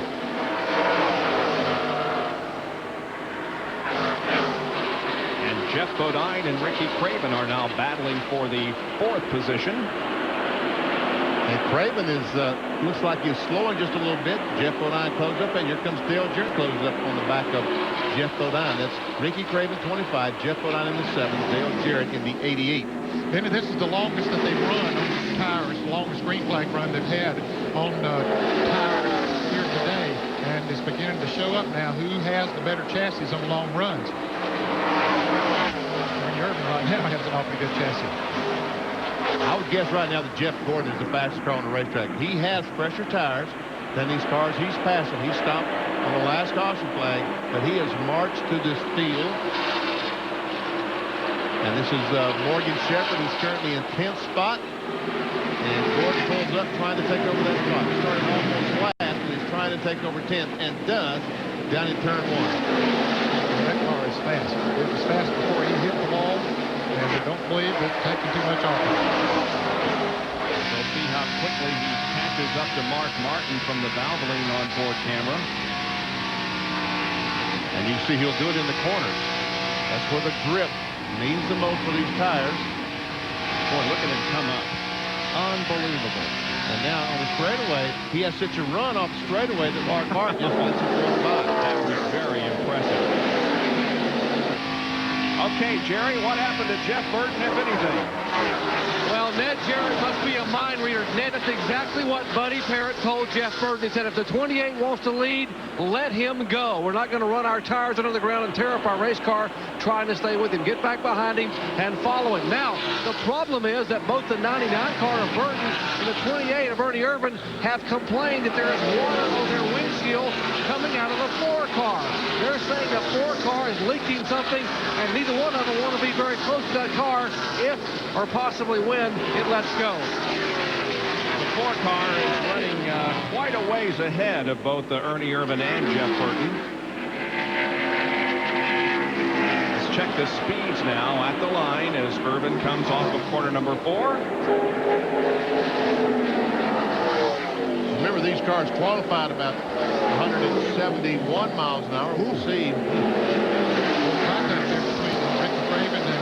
Strickland as they started into the turn, as Craven trying to make the pass, trying to take over the turn, trying to get on turn 2. That won't work. Jeff Gordon all the way up to 7th.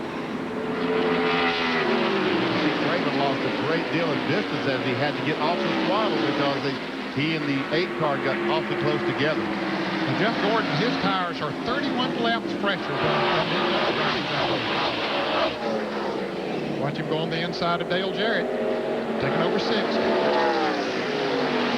And if this thing goes green for a while, that's going to be a tremendous advantage for Jeff Gordon. If they have to start under green flag conditions, he'll have 30 more laps to try to catch a caution before he would have to come in. Here's a NASCAR studio presented by MCI. Jeff Gordon since the restart, he was 29th on lap 63. Look at his nice, steady movement through the field. And on lap number 85, he now in 6th position. John Kernan. Sorry, Bill Weber. Bob, he's coming through the field based on a pit stop that gave him 4 fresh tires and a track bar adjustment. Once he got into the top 10, Ray Evernham told him, you're doing good. Now start saving your tires. Jeff has told his crew he's loose when he's by himself on the racetrack, but he's okay when he's running with other cars. Their bad luck may turn into good luck. This thing stays green for quite a while. Just moved into 5th spot, passing Jeff Bodine, and now he's looking up to 4th place, Ricky Craven. That is a tremendous drive coming from where he was, even with fresh tires.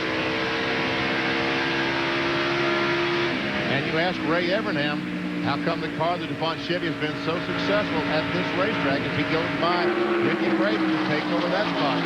You you're asking why he's been so successful, he gives a lot of credit to the driver, Jeff Gordon, about how he knows how to get around this old tough racetrack.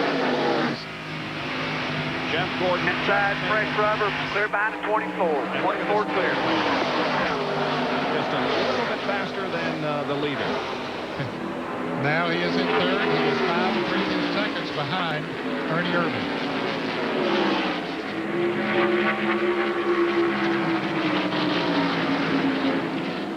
So Jeff Gordon, who has led 34% of the laps run here in the last 2 years, isn't up front yet, but he is up to third position. There are the top two, Ernie Irvin on the left and Jeff Burton on the right.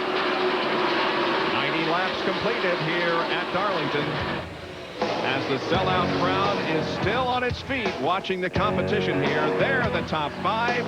We'll take a break and be right back with more. On the left of your screen is the 88 car of Dale Jarrett. He is back in 8th position, closely pursued by Bobby Labonte. Up front, it's Ernie Irvin.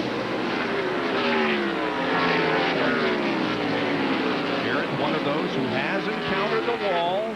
After leading, we have had so far 6 leaders and 9 lead changes. How about Dale Earnhardt? Well, he was doing rather well. He had moved up, I think, maybe the 22nd position. I think that was about the highest I saw. However, he has dropped back now to 30th spot, and he's only about a half a straight away from being lapped. So struggling continues for Dale Earnhardt. Well, we'll give a call to Jimmy Spencer, who is moving up through the pack. He just took over 10th position. Jimmy started back in 26th position, so he's on the move as we see Jeff Burton continues to stay with Ernie Irvin. Ernie Irvin finished 7th here last September in the Mountain Dew Southern 500. There's Earnhardt once again, riding with Jeremy Mayfield up in front, and Bill Parsons driving the 42 car for Joe Nemechek. John has more on Dale Earnhardt, who's running 30th. Bob, I just talked to Larry McReynolds and asked him what the problem was. He said the car, Dale, it's really tight. It doesn't want to turn in the turn, so he's have to take it very easy. As he enters the turn, he's not able to drive in as deep as he would like. They will try and make some adjustments to try and fix the problem on their next pit stop. Here's Jeff Bodine making a move on Ricky Craven, trying to take over the 5th position. And right behind is Tim Schrader. We haven't talked much about Schrader, but he's run a very good race and a very solid race. He goes to the inside of Ricky Craven. And while all that was going on, Jimmy Spencer picked up another position from Bobby Labonte, took over 9th. And there's Jimmy Spencer. He is close ahead. He's on the move. Spencer had a good run here last September. Had a great race car. Had a problem. Since the restart, Jimmy Spencer has moved from 17th position, that's where he was on lap 63, to 9th. He started 26th. He closed in right on the back bumper of Ricky Craven. Craven was right up amongst the leaders not too many laps ago. He's falling back now. Yeah, he was 5th, and now is 8th. Spencer taking a look to the inside. Careful there, boys. We're close. Craven will let him go. Going into turn 3. Spencer up to 8th. And the lead 25 is coming into the pits. And so... Whoa, he just about, well, he decided the last moment to do so, and still is fighting for control of the car. Bud Strickland coming in as well. These would be scheduled pit stops. Let's go to the pits and Jerry Punch. Ricky Craven radioed to crew and told him he thinks he has a tire going down. Meanwhile, Hut Strickland, Circuit City Ford, comes to rest on pit road. As the 25 car also, and you see them both on your screen, 25 far in the pit road, the Budweiser crew going to the right side. Craven said he thought he might have a right rear tire going down. Now, meanwhile, back in the Hut Strickland pit, they were going to make an air pressure adjustment. Their car is a little bit loose on going entering. Car is down on the on let's out. go Come back on to out. Craven. Pit road. Watch your blend line. The car number 25 still getting service. Left side tires on the Budweiser Chevrolet, and now he is down and away. As pit stops begin here on pit road, expecting Jeff Burton and Ernie Irvin to come in the next couple laps. Meanwhile, Terry Labonte is in front of Bill Weber. They clean the grill. Terry Labonte has a slight push. He's got 2 right side tires, getting Unical fuel, a fresh drink, getting left side tires, cleaning the windshield, still brushing the front grill to make sure it's clean. Spencer's in, Labonte's away, John Kernan. Tires are already on. Right sides are already on. As we're working on left side tires, Spencer's sitting here waiting. A little bit of a problem getting the left rear tire off. Now they get it replaced, and he's down and away. Let's go up to the booth. Dale Jarrett is in there working on the right side of the car. Tire getting away.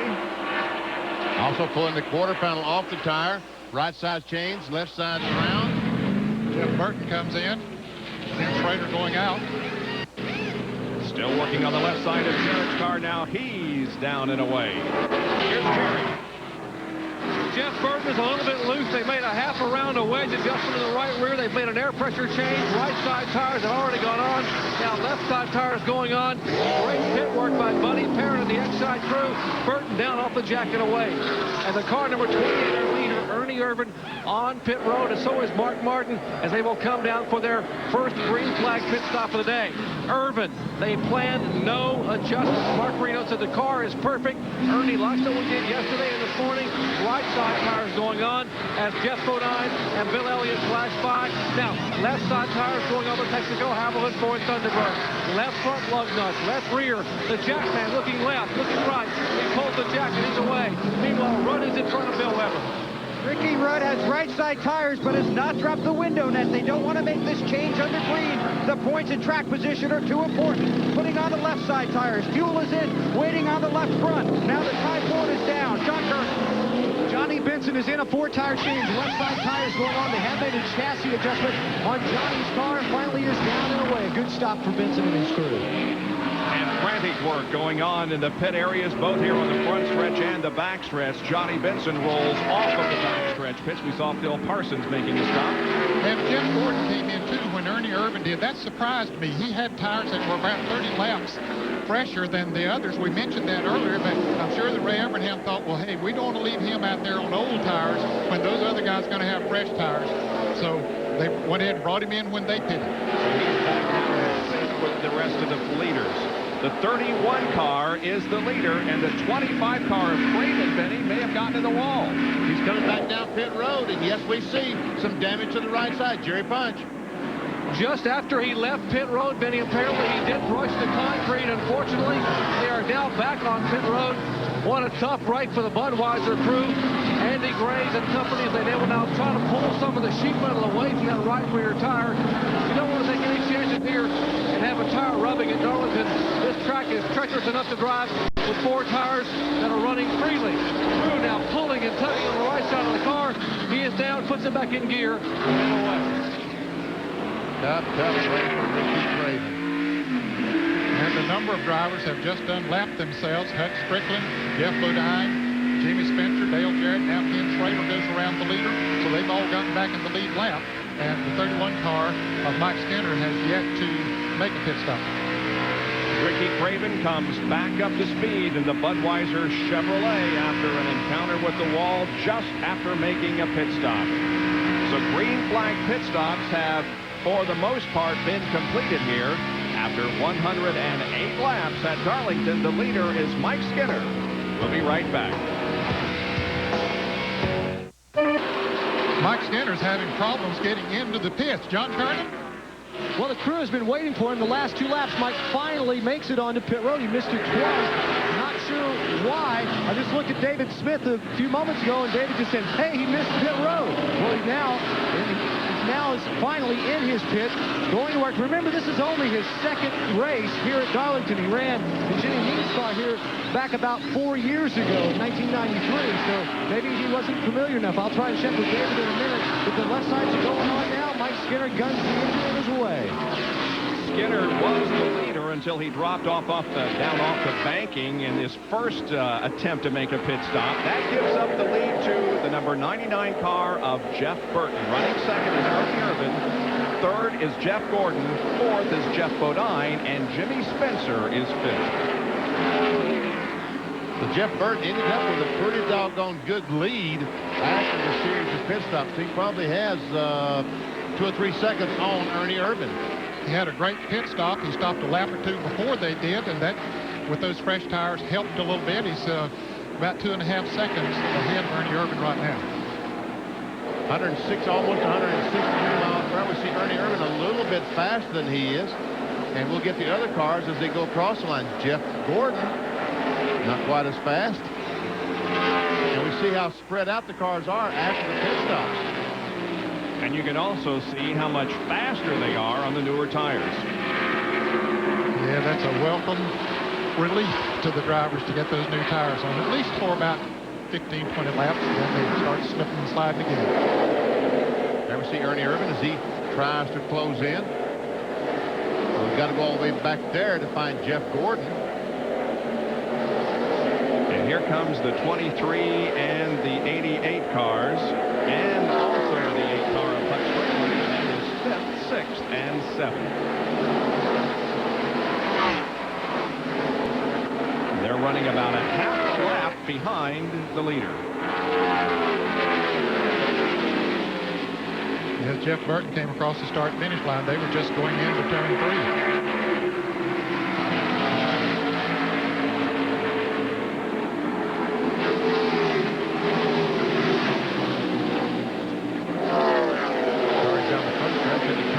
Close in on the back of Kyle Petty and Robbie Gordon. And 23 car goes up. Looks like he got his car loose getting in the corner. So Dale Jarrett dove underneath, took the spot away. Now Hutch Strickland into the thing.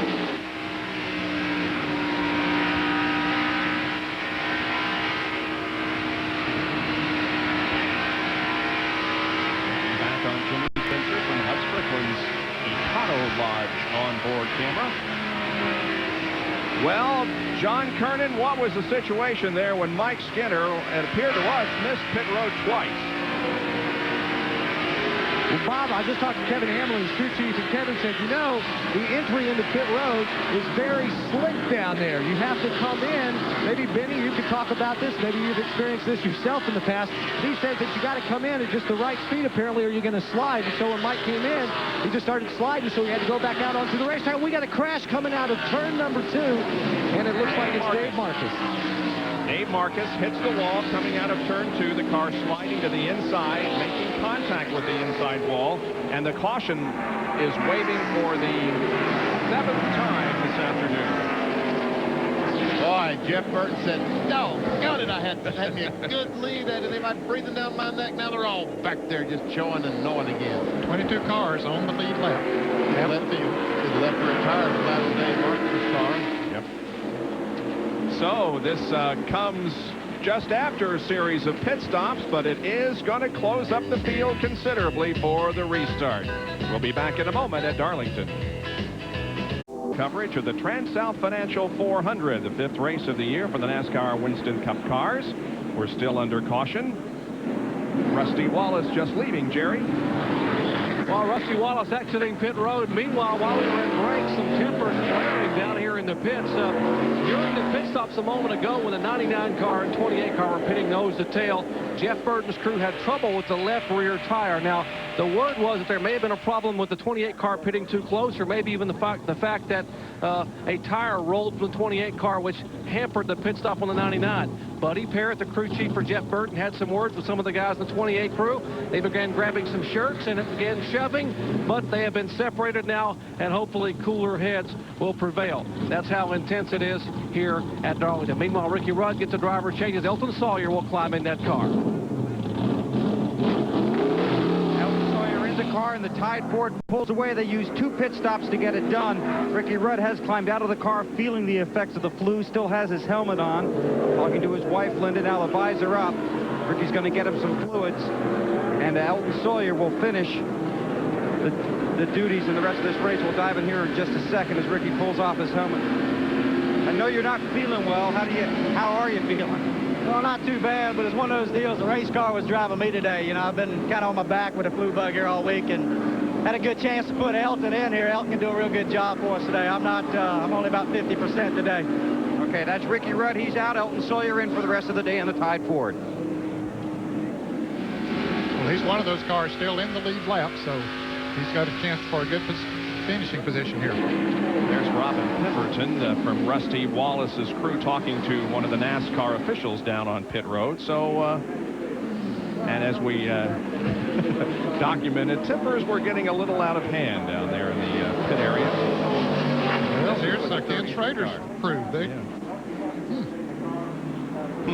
Well, they're pitting right side by side, so maybe it was a similar situation to what Jerry was explaining there between Jeff Burton and Ernie Irvin's teams.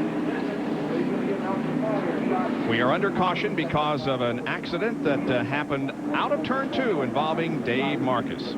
Yeah, he's been running awfully high up in the racetrack. It looks like he might have just gotten a little bit too high or got into some loose stuff up on the high side and spun as it came off the corner. Roof flaps deploy. And I don't believe he hit the inside wall. I think he stopped before he got there. Well, I saw that smoke come up in the dust there. Might have got it just a little bit, but I don't think it did a lot of damage to him. But Marcus has lost a couple of laps, but he is still in competition. Before we back at Darlington, don't you just love those promos? Old Pepper was having quite a day, wasn't he? He was having quite a day. Here we go. Green out again. Burton is the leader. Jeff Gordon is second. And there's Jeff Bodine is third, couple of lap cars. Craven between first and second. There goes Craven diving to the inside. One of his laps back. He is 2 laps down. Well, now he's only 1 lap down at the moment.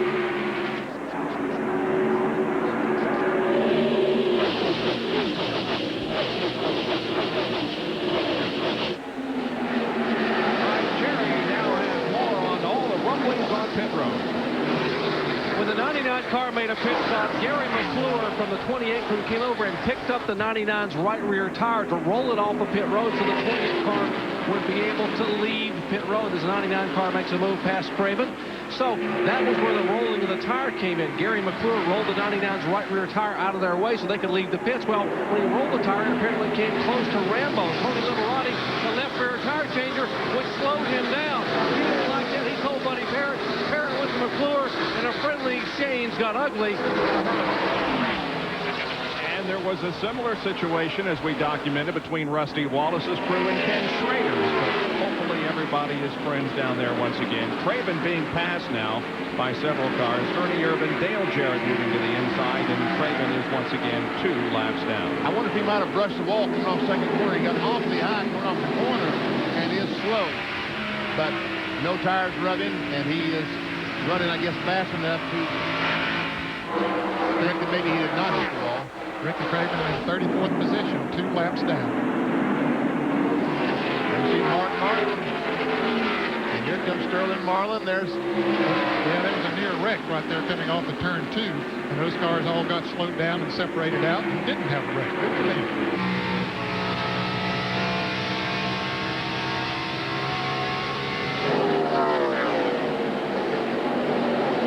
Ted Musgrave leads that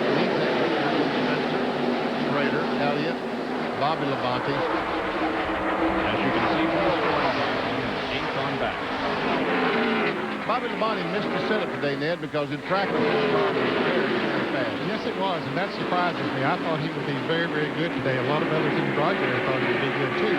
He's still hanging in there. Of course, he's in the lead lap, currently being shown in 12th place, but I thought he would be one of the ones to beat. And he might be later on in the race.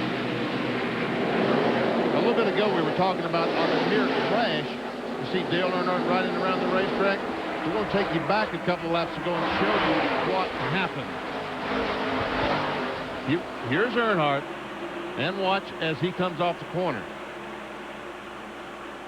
There we see Michael Walter go up and, run in the back of the 3 car. Now, Michael jumped off the gas, which caused all the cars behind him to jump off the gas.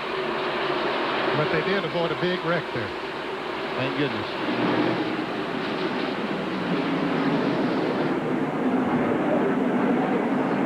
Jeff Burton continues to lead. His best finish here at Darlington came in the Mountain Dew Southern 500 in 1994. He was 8th.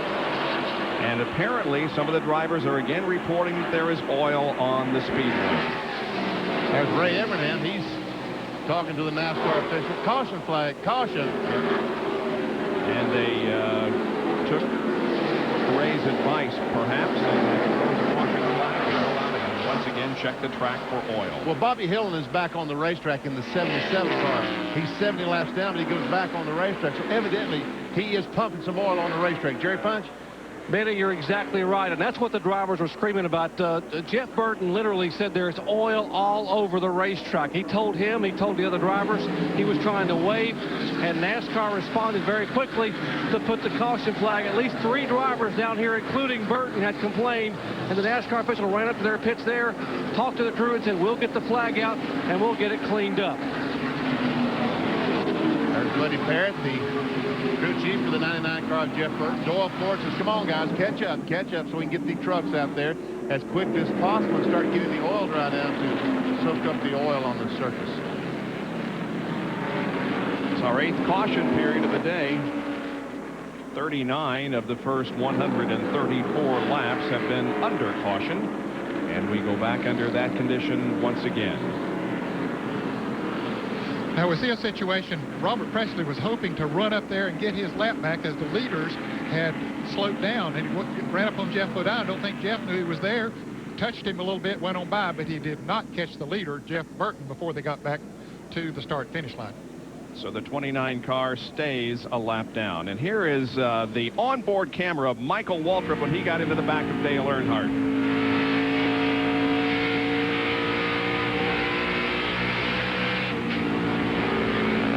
Wow. Rusty Wallace has come in. Also Mark Martin, Sterling Marlin, all pitting here on the front stretch, Bill Weber.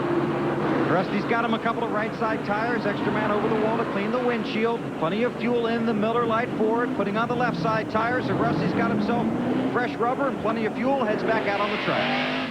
And Mark Martin, likewise, he goes back on the racetrack. The 4 car of Sterling Marlin once again comes in. Bobby Hillin has once again gone into the pits, and there is some oil on the back of that car. So the track crew is out there with their brooms and their trucks and their oil dry, and they'll get the racetrack back in racing condition before too long. Stay with us. Well, as the crowd looks on and waves to us, we will take a look at a Napa Field summary. The drivers that are running in the top 15 include Burton, Gordon, Jeff Bodine, Irvin, Jarrett, Strickland, Musgrave, Spencer, Schrader, and Elliott in the top 10. Then Bobby Labonte, Morgan Shepherd, Michael Waltrip, Terry Labonte, and Darrell Waltrip. 16 through 30, Kenny Wallace, Ricky Rudd with Elton Sawyer in the car now, Mark Martin, Rusty Wallace, Johnny Benson, Chad Little, Rick Mast, all the cars in the lead lap. Then it's Presley, Cope, Sachs, Andretti, Parsons, Earnhardt, Burton, and Gordon a lap down. And those 31st through 43rd, Brett Bodine, Mike Skinner, Mayfield, Craven, Hamilton, Marcus, Marlin, Petty, Speed, Hillen, Bradbury, and David Green and Mike Wallace. Right. Bradbury and Green are off the racetrack working on their cars. There are officially 2 cars out of competition. We'll be right back. The 2x2 formation is forming as the field gets ready for a restart here in the Transouth Financial 400. Rusty's flexing that wrist. He's getting ready to shift. He's getting ready to steer. He tries best to work his way towards Jeff Burton, the leader, as they take their green flag. Jeff Burton has been up and down since North Wilkesboro last year. Beginning at North Wilkesboro, every other race he has an average finish of 5.2. In the other races, he's averaged a 24th place finish. And right now, he has lost the lead to Jeff Gordon.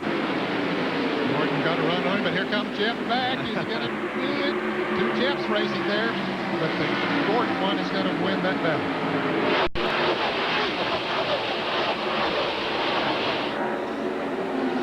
Jeff Burton finishes this year 11th at Daytona, 3rd at Rockingham, 42nd at Richmond, and 5th at Atlanta. Whoa, somebody's up high. Who was it? That's Derek Cope, I believe. Just about got in the fence. If he didn't, the Skittles car. He sure raised some dust if he didn't hit the wall. Derek is 1 lap down, being shown in 24th position. Here's Hut Strickland trying to get beneath him. Also Ted Musgrave. Musgrave and Quietly had a good run here today. He's down in 7th position. You can see by our onboard cameras that the glare is beginning to become a problem and will get worse as the afternoon rolls along. And it happens as the cars go down in turns 1 and 2. Right now the visibility is pretty good because the car, Ted Musgrave, is in 3 and 4. He's actually 4 now down the front stretch. And we'll see as he continues down the front stretch that the visibility gets worse and worse as he turns in. About right there is when it gets the worst. Yep. Ted Musgrave, by the way, tested here, and during the test, he scraped the wall, as is not so uncommon. He was 3rd quick among the testers who were here prior to the race. We're nearing the halfway point. The halfway point is 147. This will complete 144. 3 laps from halfway.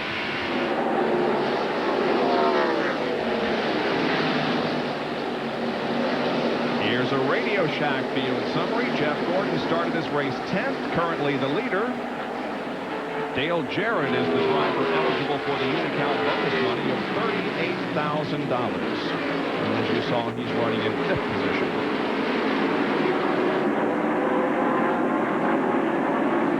Darrell Waltrip started 41st, is up in the top 20 at 19. There's our 8th place car, Jimmy Spencer.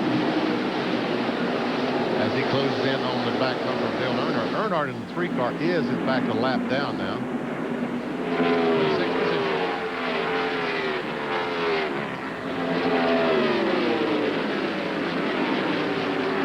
That's Greg Sachs that everybody's passing by. Joey Spencer doing so. Greg Sachs is a lap down also, Bob, in 25th position. There is Ken Schrader running in 9th spot. He's been up in the top 10 just about all afternoon. Fine job in this full bandit. So there's 9th, 10th, and 11th. There's Morgan Shepherd driving for the Bobby Labonte can't quite make it. Labonte just moves over, tells Morgan Shepherd to go ahead. Ken Schrader has been as high as 5th on the 101st lap, and he's been as low as 16th on the 105th. He's currently 9th. And once again, Morgan Shepherd in Atlanta is a pretty doggone good race car. Gets on the inside of the Schrader, trying to take over that spot. That would be 9th if he can pull off the pass. In all of 1996, Morgan Shepherd had just 1 top 5. That was at the Brickyard 200 in Indianapolis. Already has a top 5 and 2 top 10s in 1997. Of course, he switched teams over the winter. And they're looking for a major sponsor on that car. He said, if we get a sponsor, we could hire a few more people and really show the world what we can do. He's very high on the Jackson race team.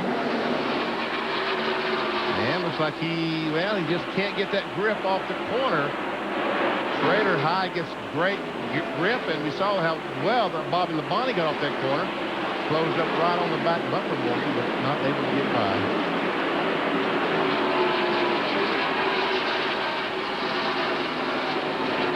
Bobby Labonte learned well from his brother Terry that to race this racetrack you have to have a lot of patience. Sometimes you see a hole open up, and sometimes it's not best to try to close that hole.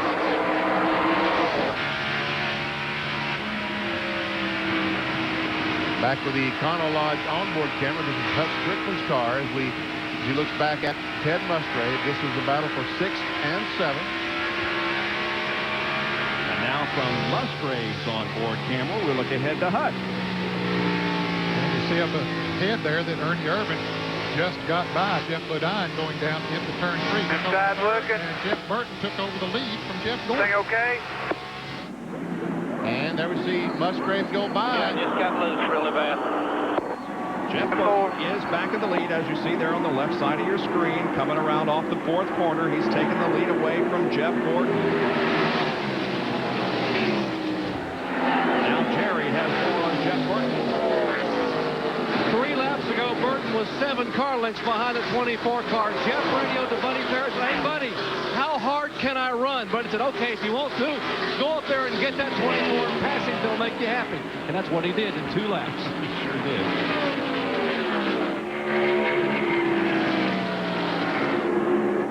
At the same time, Ernie Irvin comes to third. Passing Jeff Bodine.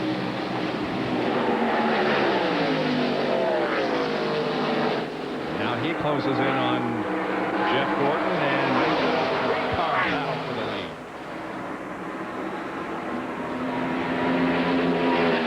David Green, by the way, is going back on the racetrack. He's been back behind. Oh, look out.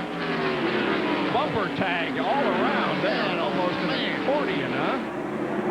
Gordon gets in the back of Irvin, and Irvin gets in the back of Gordon, and meanwhile, Irvin takes the second spot. Here's Jeff Bodine and Dale Jarrett. Could something have happened to Jeff Gordon in this exchange?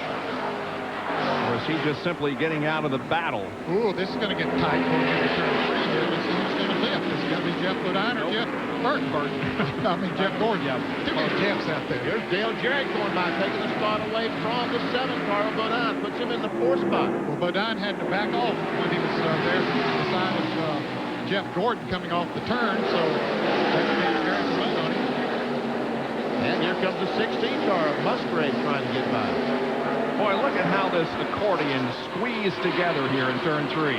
Ever see Gordon hit the 99, the 28 hit the 24, and knock him back into the 99. Wow. I'll tell you, we were fortunate it was not a wreck. Here goes Ernie. Yep. That's the lead. Ernie Irvin takes the lead. 7 different leaders so far. 13 lead changes. I see the 96 car on the apron of the racetrack. David Green back out trying to make some laps. Bill has more on the 16 car of Ted Musgrave, who's now safe. Bob Ted charging to the front. He got saved by that last caution. He has a cut in this tire. This is the right rear tire that just took off the Family Channel Prime Star Ford. A cut very similar to what we saw on one of Mark Martin's tires yesterday in the Busch race. This tire was going down, but the caution saved him. Ted got 4 fresh tires, and now he's charging to the front. He also got a big benefit from running in the Busch race yesterday in Doug Taylor's car. Taylor allowed the Dallas guys to change shocks on that car to try and get their car set up for today. They said they rode a lot yesterday, and they plan on using it and capitalizing on it today. That's very good. Never see Mark Martin going by Johnny Benson. Now remember, Mark Martin made a pit stop during that last caution, so he had the low pressure tires on, so that makes his Valvoline Ford feel good. Mark Martin moves to 13th position, and Johnny Benson dropped back to 14th. 157 laps completed here at Darlington. Ernie Irvin is your leader.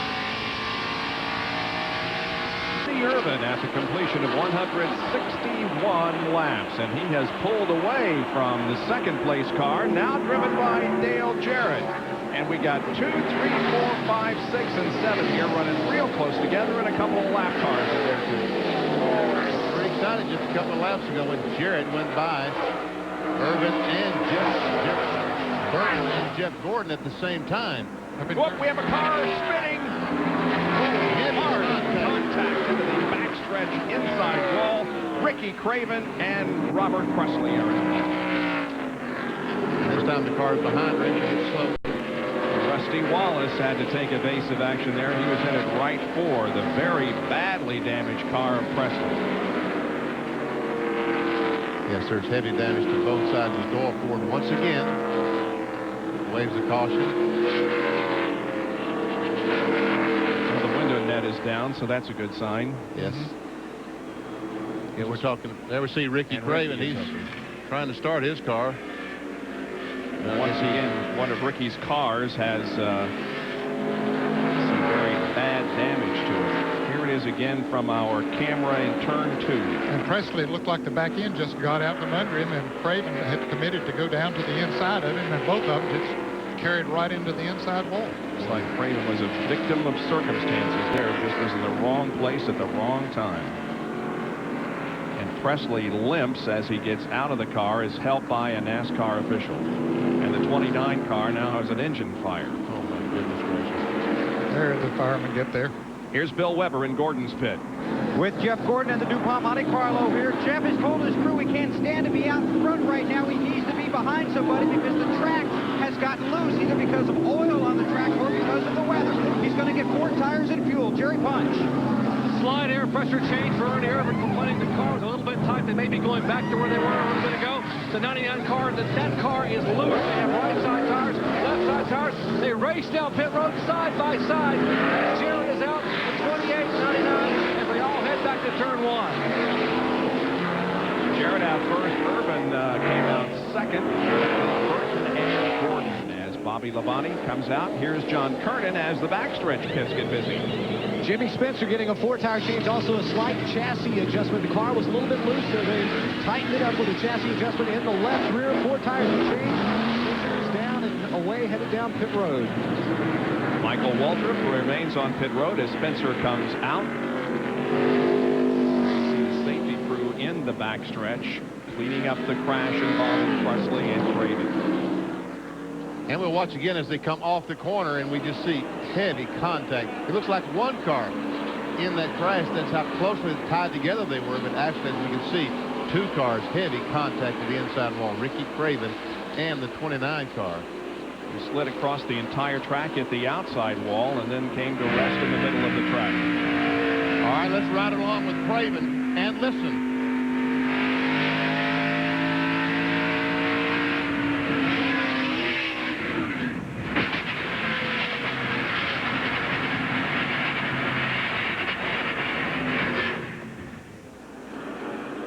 John Kernan is with Craven. Well, Ricky Craven will go over and get checked out, but Ricky, you walked over here okay. You look all right. Are you okay? Just need a break. You know, I've kind of a tough day and caused one of my own problems, and then I had a problem there that I didn't have any help in. Well, you can obviously hear the dejection. The NASCAR officials want him to go get checked out just to make sure that he's okay. This is the second race in a row that he's been involved in a hard crash where he just really had nowhere to go, and that's what happened to him down the backstretch whenever the 29 car broke loose. Ricky had nowhere to go. You know, NASCAR only allows so many people across the wall, but in this, they will make an exception in this case, as we see. That's Robin Pemberton. He's an extra man across the wall, but he's going out to pick up that tire and get it out of the way of the 2 cars he goes out. That's the car, they tire off the 33 car. He grabs that tire, and then he almost gets run over by his own driver. Oh, he finally gets the tire, and he runs over a water cup, and he rolls the 33 tire back over to them. And that's what Rusty and Robin were so upset with earlier in the race. So, an interesting race already. There is the very badly damaged car of Ricky Craven being pulled off the racetrack. He is okay. Yes, Mr. Weber.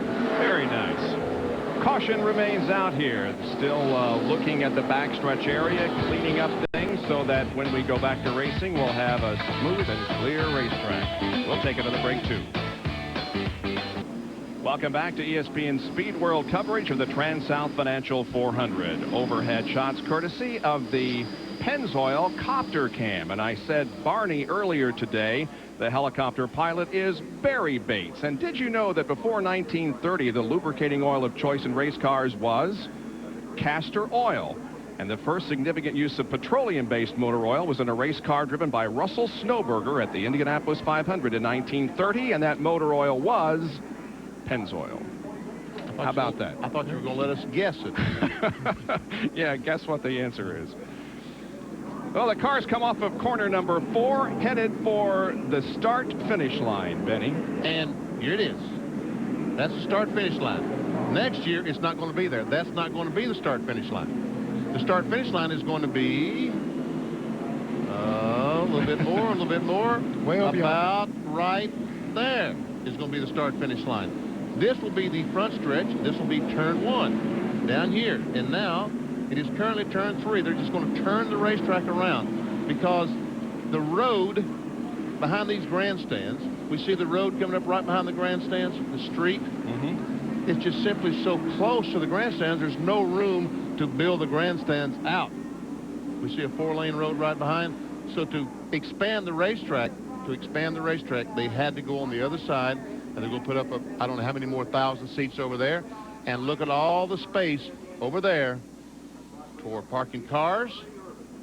And there we see the construction going on all the new grandstands and suites. They've already laid the footings for those new grandstands that will be erected in what will be turn 4 when we come back for the Mountain Dew Southern 500 this afternoon. Well, he's the first car a lap down in 23rd position, so he's going to be lining up to the inside right up at the front of the field. John Kernan has more. Well, remember, most of the first half of the race, we've talked about Dale Earnhardt having a pushing problem. The car just too tight. Well, they have made adjustments every single pit stop. And on the last run before this caution, Dale told the crew, one of the crewmen said, Dale said, hey, the car feels pretty good. So everybody's down here waiting to see if Earnhardt can get his lap back as he'll try and get past Dale Jarrett on this restart, Bob. The last driver to win from the pole position here was Dale Earnhardt in 1990, and he is lined up beside the driver who's hoping to win from the pole position here today. Dale Jarrett can take home the Unocal bonus money of $38,000. The crowd stands once again to watch the restart coming on lap 175.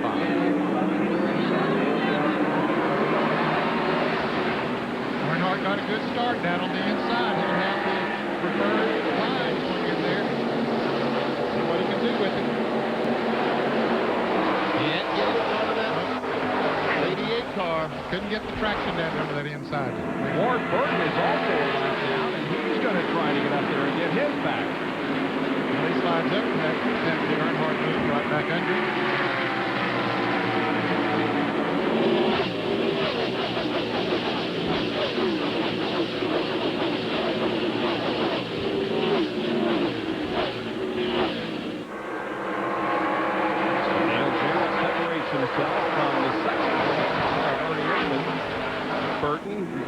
Jeff Burton, Jeff Gordon, and Ted Musgrave running in 5th position. So the Yates cars are up front. All 3 of the Roush cars are in the top 10. Mark Martin is ahead.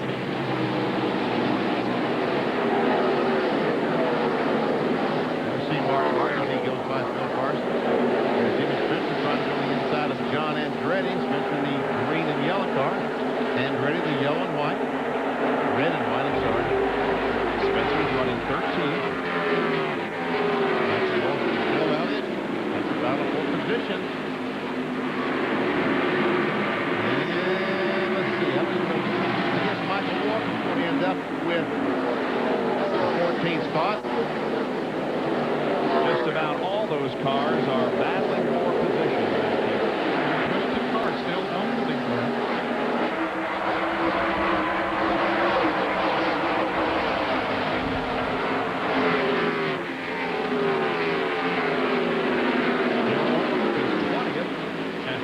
Still on the lead lap.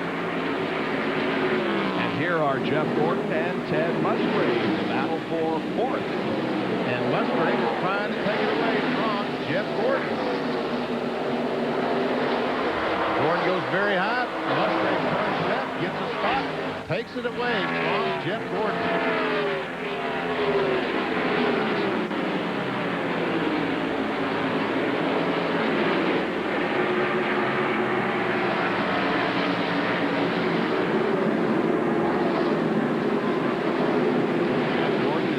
Lap leader in the last 2 Transouth.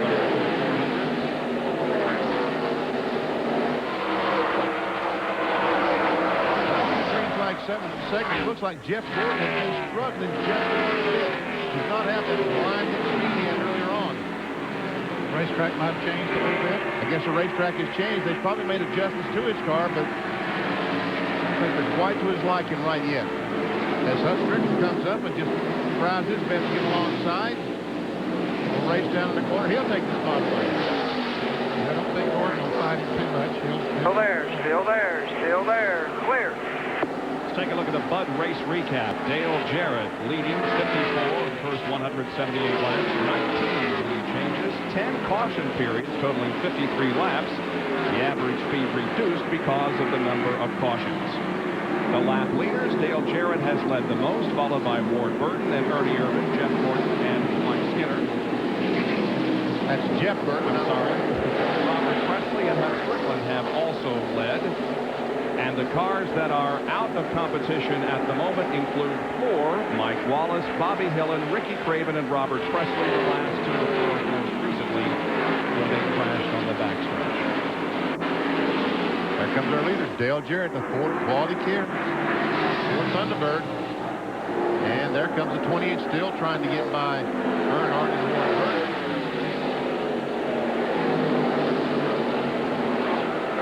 We'll go back and look for the third place car. There he is on the inside. Jeff Burton. Ted Musgrave is right on his back.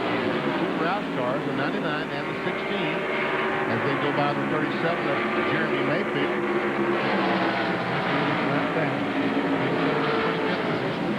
There we see Jeff Bodine, Mark Martin, Morgan Shepherd.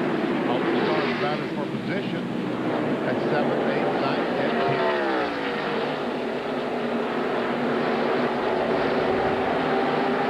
Dennis Rader is 10th.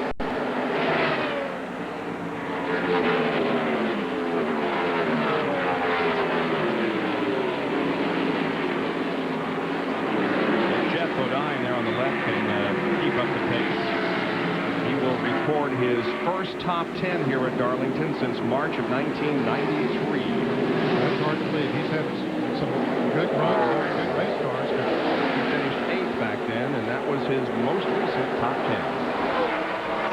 Spencer to the inside of Mike Smith. Here's Rusty Wallace coming off the corner. He's running 12th. Trying to catch Jim Spencer.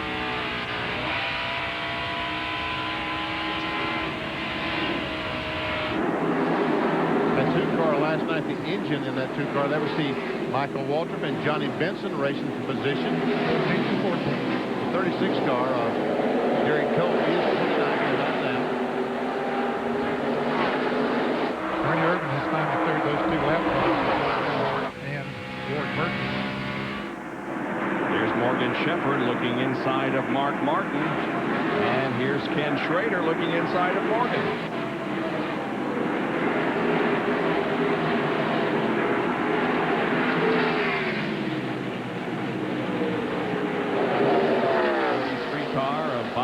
Has gone to the garage. He's out of the race. Well, he had an accident early in the race, and put him behind right from the get-go. Although he stayed in the lead lap for a long, long time, but was never able to get the contention. There we see from Mark Martin's car looking back at Morgan Shepherd. And Gary Bradbury getting the black flag the last time around. Lots of laps down. And there goes Mark Martin underneath the 7 of Bodine in his 7th spot. Boy, it looks like it's tough to get traction out.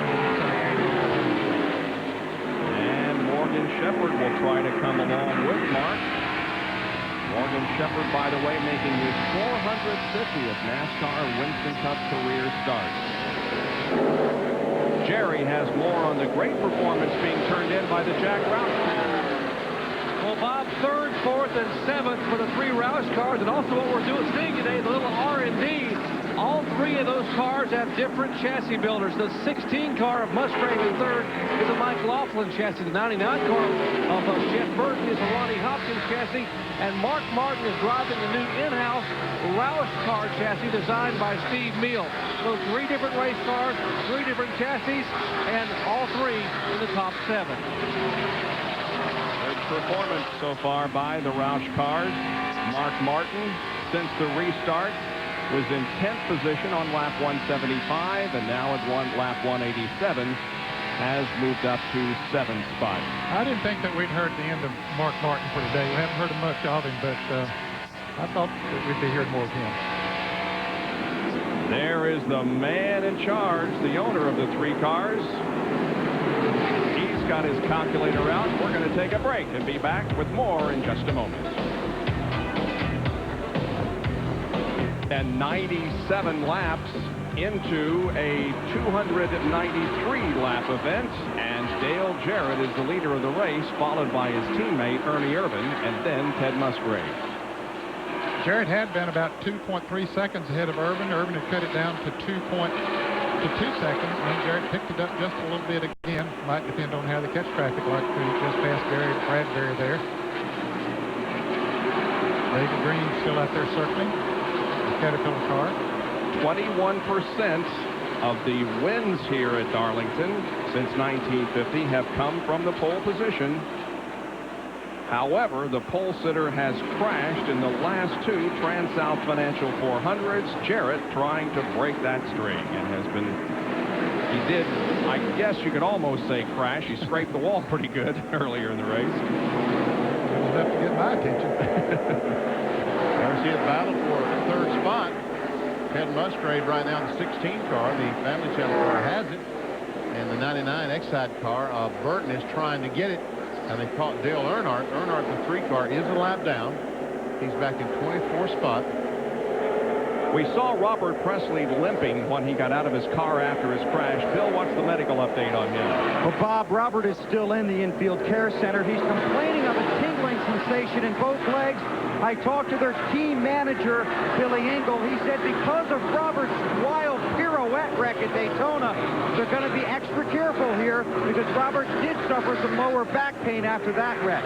So Robert's still in the infield care center, feels pretty good, except for that tingling sensation in his legs. They're going to check him out thoroughly to make sure the leg problem is not related to the lower back problem. Then they hope to release him. All right. Thank you, Bill, for the update. There's Hut Strickland, who's 5th. Just having another good run here at Darlington. Good to see. That team has really worked hard trying to get up front status, and certainly have achieved it here at Darlington.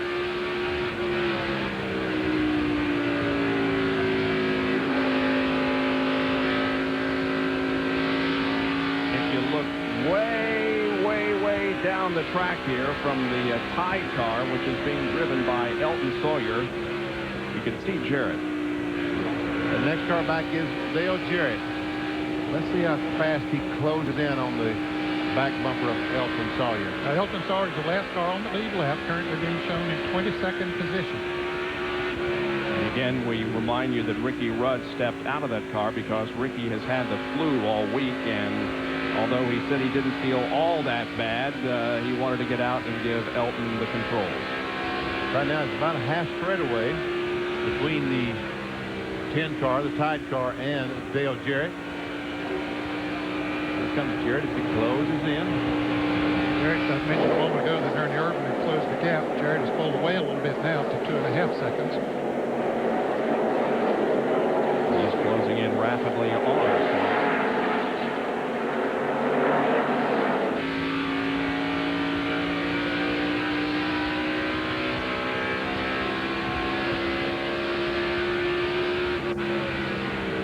Comes a Radio Shack field summary.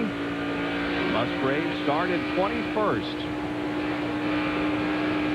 Ken Schrader is in 9th position. He started 13th. Shepard is 8th after starting 23rd. And we can see Dale Jarrett get ever closer and closer and closer. Just 4 or 5 car lengths now. And look, DW's hanging in there in the top 20, and so is Chad Little having a good run, best run of the year for him in the John Deere car. 22 cars on the lead lap. Dale Earnhardt a lap down at 24th.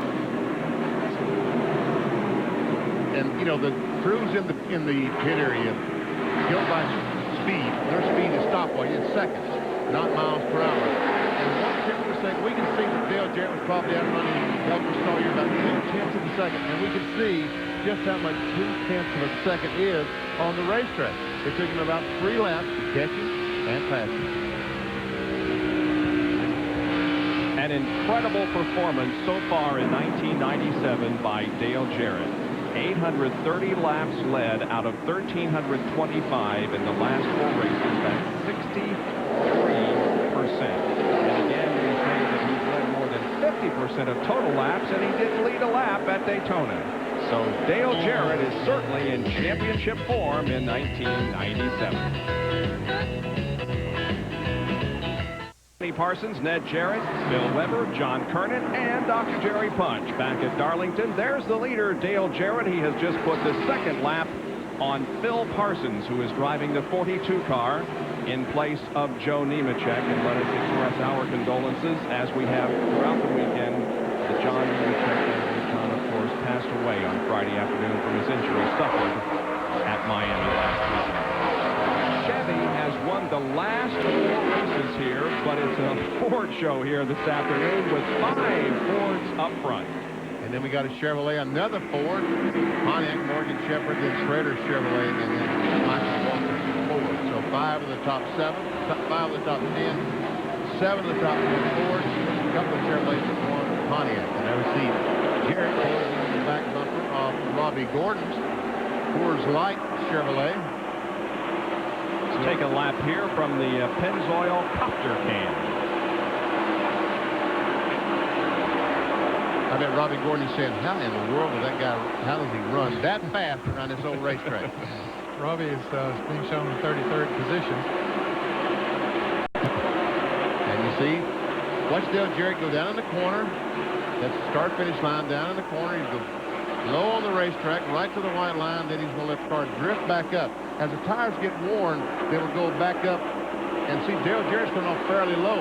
Behind him, the 9 car of Lake Speed coming off high, and most of the cars are running high. Now here he'll dip down the corner very low, back up, and Dale Jarrett's car handling super because he does not go right up to that wall. Now as he comes off 4, he does not even take the car down to the white line, runs in the middle of the racetrack. Superior car this afternoon. Those black marks on the wall, they have been put there since activity began. They repaint the wall every year, of course, before every race, and there are a lot of black marks on the wall here at Darlington all the way around this place.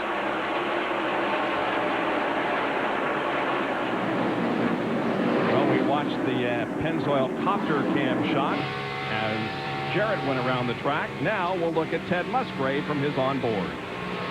Man, do they have the steering wheel close to their body. They do. I didn't drive a race car that way, Dean, and my arms sort of outstretched.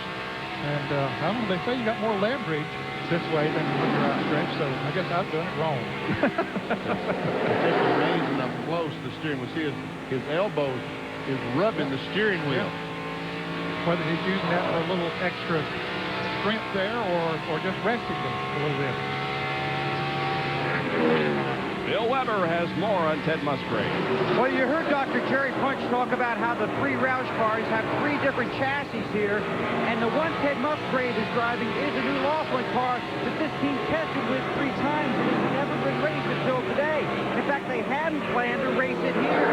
They wanted to bring the same Roushcraft car they used at Rockingham, Richmond, and Atlanta, but of course, Ted was in that violent wreck at Atlanta 2 weeks ago. So they had to bring the new car here. The car that Ted was driving in Atlanta 2 weeks ago was still at the Roush shops in Liberty, North Carolina, and NASCAR plans to take a team up there on Monday to inspect that car and see what they can learn from that violent wreck. The Jerry Punch in the 88 pit. Let me show you a chart here in Dale Jarrett's pit. The chart on the very bottom says teamwork. Teamwork is the fuel that allows common people to produce uncommon results. That's what it's all about here in NASCAR racing. This is the Darlington tire order. They started the race with set number 3, then went set number 12, 16, 7. They currently have set number 11 on the car. Set number 6 is on the wall. Set number 9 is on deck, meaning they're just right behind the wall. They have 3 sets left, 8, 14, and 15. That's how they keep account of the tires used. Now, according to the calculations here in the Jarrett pit, if they stay green, they will need 1 and only 1 more pit stop around lap 128. What do you suppose that means, Darling tire order? It is such Darlington. I was trying to get it right out of it. Oh, boy. So Jarrett continues to lead, and 218 laps have been completed out of 293. We'll be back in just a moment with more. Stay with us.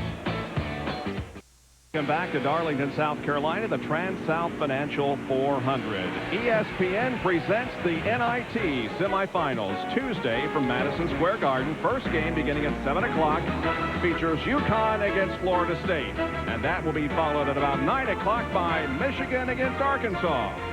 NIT semifinals Tuesday starting at 7 Eastern time on ESPN. I guess all of you guys from North Carolina are pretty happy with the basketball team in the NCAA, huh? Carolina Tar Heels doing very good. There's Darrell Waltrip. Yep, about to go a lap down, but he stayed on the lead lap all this time. Yep, he's running in 17th position. See Kenny Wallace's square D car directly in front. He's in 16th. John Kernan has a report on Darrell Waltrip, who is almost about to be lapped, John. You know, Bob, they were really happy with the results today. This morning, I was talking to Darrell. I said, Darrell, how you running here? And he said, well, not good. He said, in fact, this is the third day of a 3-day test for us. We've thrown everything out that we've learned Friday, Saturday, started from scratch today, and he told me a little bit later on we're going to go out and make some long runs. So they're really pleased with the way this day so far has turned out for them. Darrell Waltrip has logged more miles than any other driver here at this racetrack heading into the day. He has competed in 10,108 miles, and he has led 1,722 laps in 47 races here. Here's Hut Strickland on pit road. Could be his last pit stop. There's 68 laps to go. They should be able to go that far. He relinquishes 4th position to come in for the stop, and the crew quickly to the right side of the car. You see the wrench going to the right rear, so there is going to be a chassis adjustment. We see put 1 round of wedge in the car. Jackman's around, cleaning that windshield, taking the strip off the windshield. Stop, my gun broke! My gun broke! Oh, no. Need a gun! Oh, what a tough break. Exactly what we talked about. Bill Weber's track fact. He could not get the left front tire off. Now the rear tire. Yep, guys, we might have some caution here. We've got floating motor.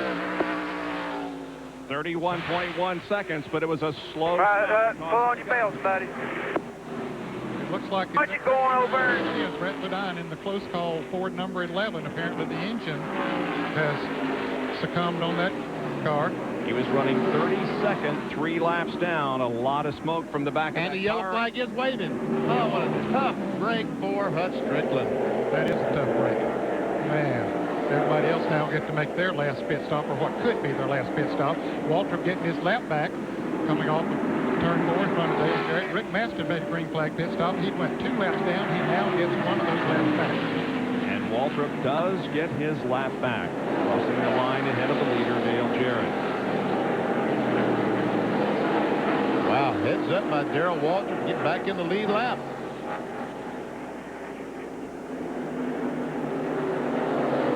This is the 10th caution period of the race. And had a lot of them for one reason or another. Now the pace car comes onto the track in turn number 3, picks up Jarrett. The pit run should be open.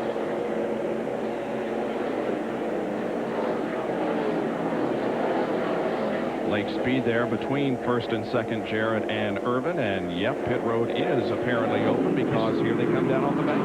You saw the green flag waving as the cars went by.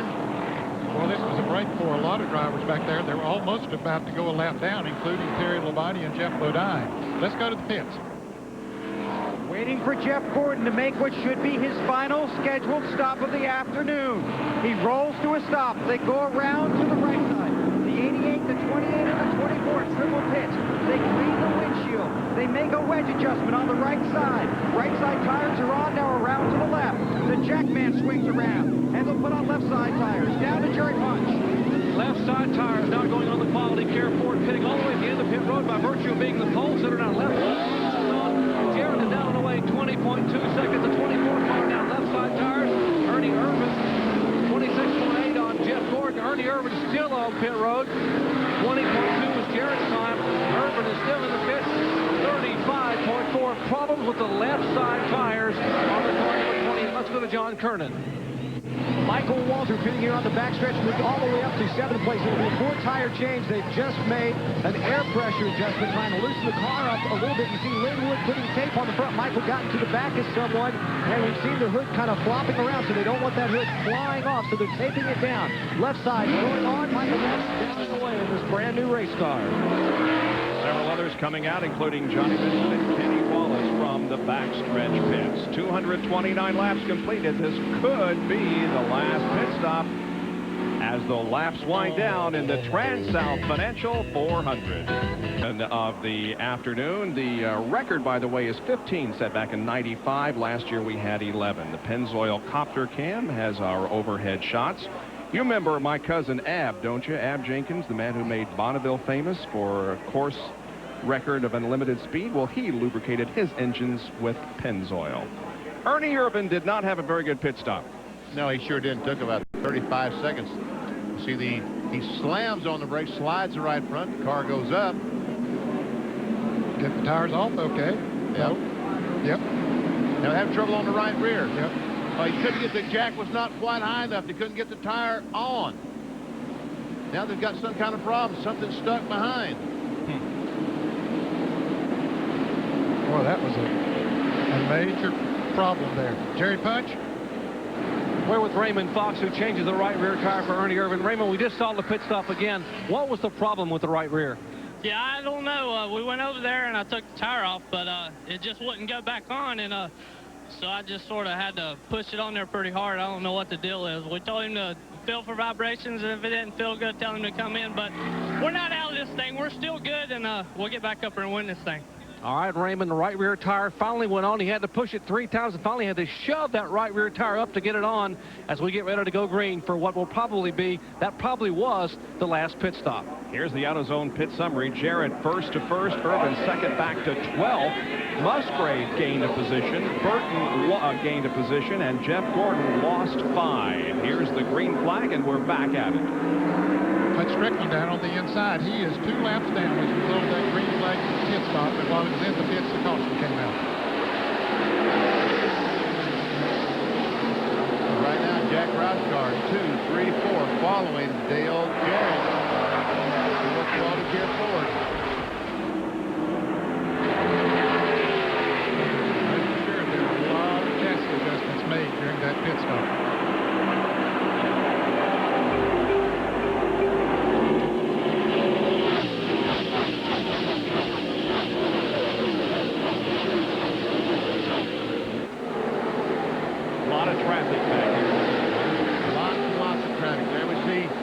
Jeff Gordon, Bobby Labonte, Ernie Irvan, all trying to fight their way towards the front. There's still 16 cars left. All those cars battling for position. The 7, the 24, 18, 28. Also Michael Walter and the 30 car, 21 and the 30.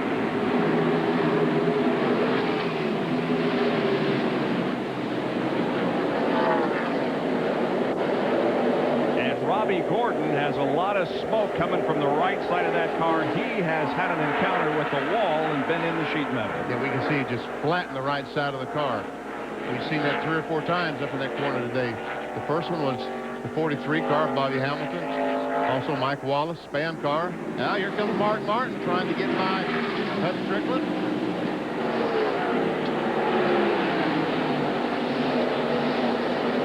That's right. Ted Musgrave has moved in very close to Jerry. And you can see as they go into turn 3, he's right on his back brake. Jeff Gordon now shown 9th on your pylon. Bill Weber has more. Well, that last pit stop for Jeff Gordon was a little over 26 seconds, and that's because the crew had to remove a rubber from the left front spring. The car was just too loose. They said we weren't going to win with it in there. We had to take it out. That cost them time and track position. Now Jeff tries to find his way. A quick update on Robert Presley. He has been transported via ambulance to the Cloud Medical Center for x-rays and observation. They are concerned about his lower back.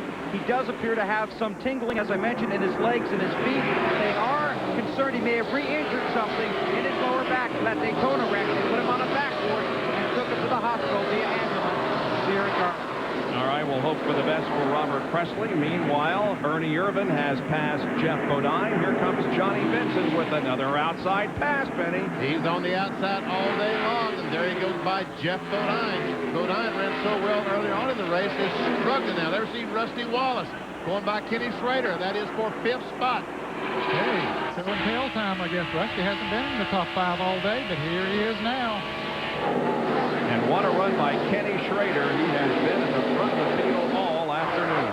He's been in the top 10, been in the top 5 on numerous occasions this afternoon. And Schrader, his best run of the year. He's had some good runs, but he's had some bad luck along the way.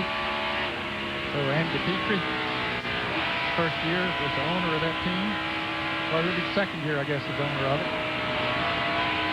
Up front, Dale Jarrett now finds a rear view mirror full of Ted Musgrave. And we can see 2 distinct different lines as they go through 1-2. Jarrett on the bottom of the racetrack, Musgrave high on the racetrack. And Ted really gets a run off that second turn as a result of being high, but he doesn't get enough run to be able to mount a charge on Jarrett going into turn 3. Jarrett has never won a race here. Ted Musgrave has never won a race. And look at that glare, and it's pretty serious right now. Where'd he go? And so the drivers now begin to set up for their final race strategy. 241 of 293 laps are completed. The track, too tough to tame, has just reached out and snatched Ernie Irvan in its grasp, and we believe that he hit the wall at both ends of the racetrack. I think he might have brushed it down in 1 and 2, but it looks like he got in the wall pretty good up in 3 and 4. This is 3 and 4. He goes in the corner. That's Bobby Labonte right behind him. Now, as Ernie starts to come off, he's very, very high, and you just simply cannot make the car come off he cannot make it turn left. It pushes up, he goes up, and he really didn't hit it as hard as he could have. But a Darlington strike on the side of the 28 car. And Terry Labonte in the 5 car there had slowed down a little bit a few laps ago. Several cars passed him. And it might be the fact that he saw Ernie up there in trouble. Bill, did you see what was going on there? Ned, you're stealing my stuff. That's exactly right. Terry saw that Ernie was in trouble. Got out of the gas. The guys behind Terry couldn't see Ernie. They went by him, so Terry got out of the gas, stayed out of trouble, but lost some positions. Well, he has dropped out of the top 10. Ernie Irvan had. He's now back to back to 12. And here comes Michael Waltrip to try to take that position from him, and he does. So he's back to 13, now 14. Well, we had a report that maybe he was going to head to the pits, but he couldn't get down off the racetrack out of the groove that time. So he has to stay out there. Tough break for Ernie Irvan. And this all maybe could have started as a result of the problem they had in the pits there. And just sort of got back there and maybe trying a little too hard or something. I don't know. But how about Chad Little? Him right up in there having a great run here today in the 97 car. He is 2 laps down in 28, but he stayed in the lead lap for quite a few laps. As you see, another Radio Shack field summary. 16 cars on the lead lap. Darrell Waltrip, the last car on the lead lap. Ernie Irvan now does come on pit road. Boy, this is a costly situation for Ernie. It's too bad. Jerry? Well, 55 miles an hour, he brings the car to a halt. The first time, guys, in turns 1 and 2, he did not hit the wall. He said, I got close to it, but I didn't hit it. But the next time in 3 and 4, I did hit the wall as they had him trying to beat the right front fender away. Joey Knuckles with a sledgehammer and put the right side tires back on. A small brake fire in the left front. Ernie is down and away and will lose valuable time under the green flag. Ernie Irvan rolls back out. Meanwhile, Dale Jarrett remains up front, and he has now clinched the 5 bonus points for leading the most laps here in the track. Jeff Gordon just drove under him.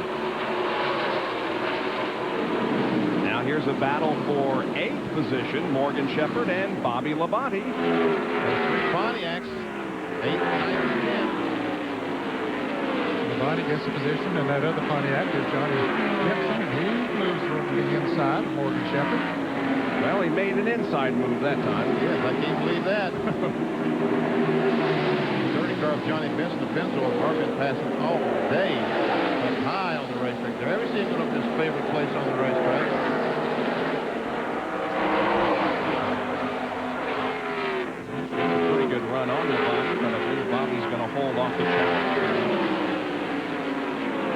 Bobby goes up. Let's see if he can dive underneath. And he can't.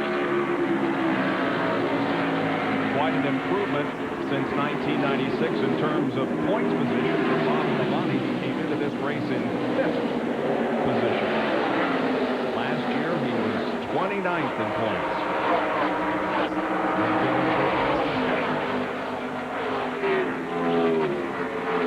Another top 10 going for Morgan.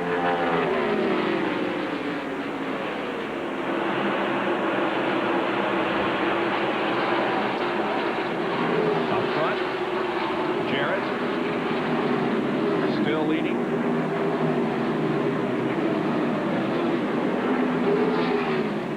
They're coming up on his teammate Ernie Irvin, who made that green flag, unscheduled green flag pit stop. Ernie is being shown in 26th position, 1 lap down, but he's about to get that Texaco Havels Ford is still not locked for it too. Well, Ned said a few laps ago that he didn't think we had heard the last of Mark Martin, and indeed that is the case, because Mark is in 3rd position now. There's quite a bit of racetrack between that car and the first 2, but Mark Martin is running well, and the race isn't over yet. This is the Valvoline onboard camera. He just hung. He's coming up on him in a hurry going into turn 4. There they come off the turn, and Gordon has caught Rusty Wallace looking for 5th. Yep. May get it here at the end of the straightaway. Jeff gets down to the inside, makes the pass. And then last time we see Dale Jarrett was the fastest car around the racetrack. Bobby Labonte ran a good speed, 159 miles per hour. Morgan had some trouble. Boy, there was some contact there between Rusty and Jeff. Well, 24 cars wiggling, isn't it? Yes, it is. And again, look at the glare problem here down the straightaway and into turn 1. Rusty's going to try to take back that spot in 1. Almost blinded by the light. Couldn't quite get it to stick on the bottom of the racetrack, and knew if he went in there too hard, he'd slide up into Jeff Gordon and wreck both of them, so he used his brakes wisely. Now, what does he mean by whistle, Benny? Ah, here we go, Musgrave taking a look. They ran in on the Saunders for turns 3 and 4, and they got very tight coming off that turn. Allowed Musgrave to move right in on there. Whistler is a machine that actually checks the compression ratio of the engine, or gets it very close anyway. So Jarrett continues to lead, but Ted Musgrave is within a car length. Martin is 3rd, followed by Jeff Burton and Jeff Gordon. Going to lead Ted Musgrave in the Transouth Financial 400. Once again, a salute to and a thank you to the people up in the helicopter for the Pennzoil copter cam shots. Barry Bates and the boys have been doing a great job. By the way, you may wonder how high the helicopter must fly above the racetrack at these shots. Well, if the visibility in the ceiling is low, they can be as low as 300 to 400 feet, but on a day like this, they can get up to as much as 1,500 feet above the racetrack for the Pennzoil copter shots. Jeff Bodine and Morgan Shepherd are battling for 11. And let's put Jeff Bodine in that spot.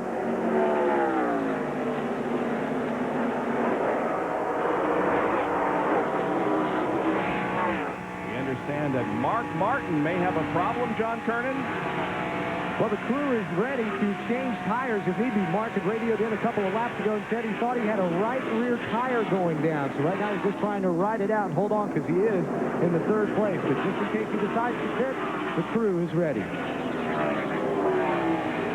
There are only 20 laps to go, and at the conclusion of our coverage, join us for Shop Talk with Alan Bestwick here on ESPN, and the special guest will be Dale Earnhardt with an opportunity to buy some clothing and paraphernalia.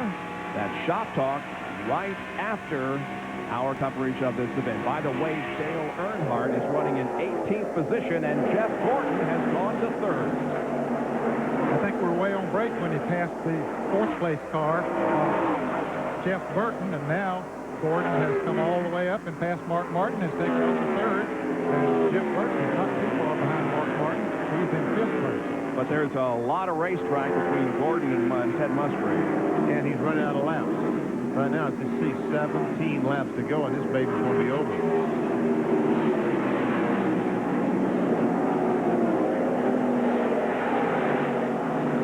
Mark right now just trying to hang on and salvage the best finish he can get.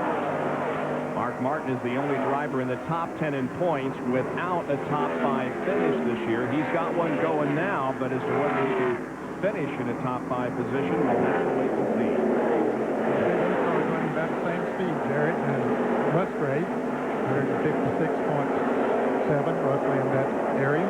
You see how long it took for the 24 cars to come by, and he was just a little bit slower. He's about 10 and 6/10 seconds behind the leader. And we can see just how slow Mark Martin is by looking at those speeds, 153.6. So he was the slowest in the car in the top 10. So right now, he is struggling. Yeah, Rusty Wallace coming up on him in a hurry. Now Rusty is taking over the 5th place, going into turn 3 for Mark Martin. Mark Martin is coming into the pits. He's fought it as long as he can. Said these tires, I'm scared. There's something wrong. Maybe he's going down, slipping and sliding with him. So he said, we better get him in the pits. John Kernan right there.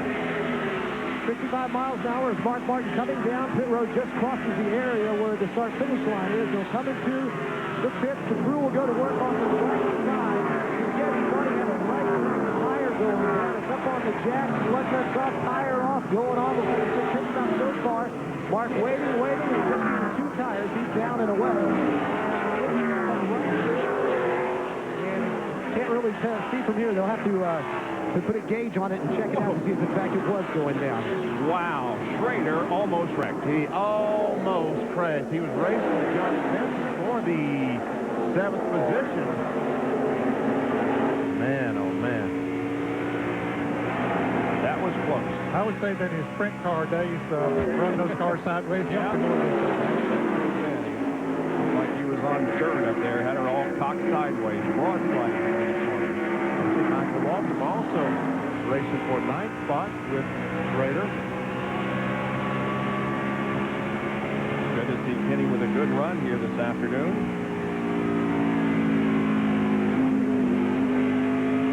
See Michael goes up that high against the wall. He's going to try to get a good run on Schrader.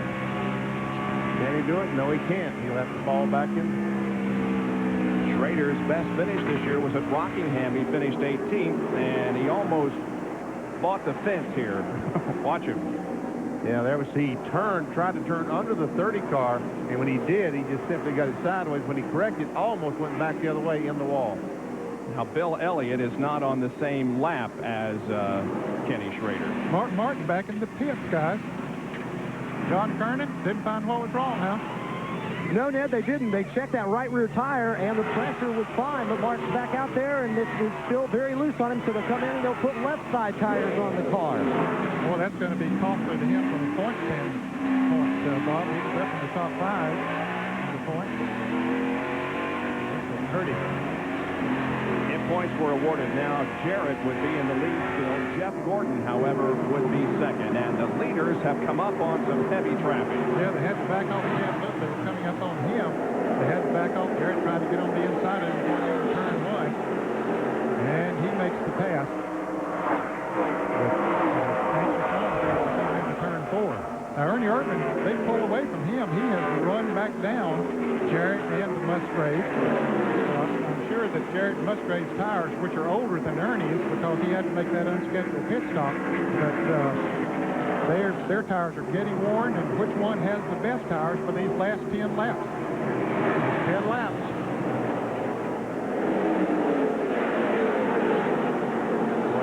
Well, look at that up in front of the leaders. Yes, the heavy traffic cars side by side. Just 8.5 laps to go now. And here are Michael Waltrip and Johnny Benson going for 7th position. And Ken Schrader is there in the battle also. It's time to make your move. Here's Schrader on the inside of Benson as back to the lead. We see that it's closed within a car length of this. And there we see the traffic. Who's it going to be an advantage to?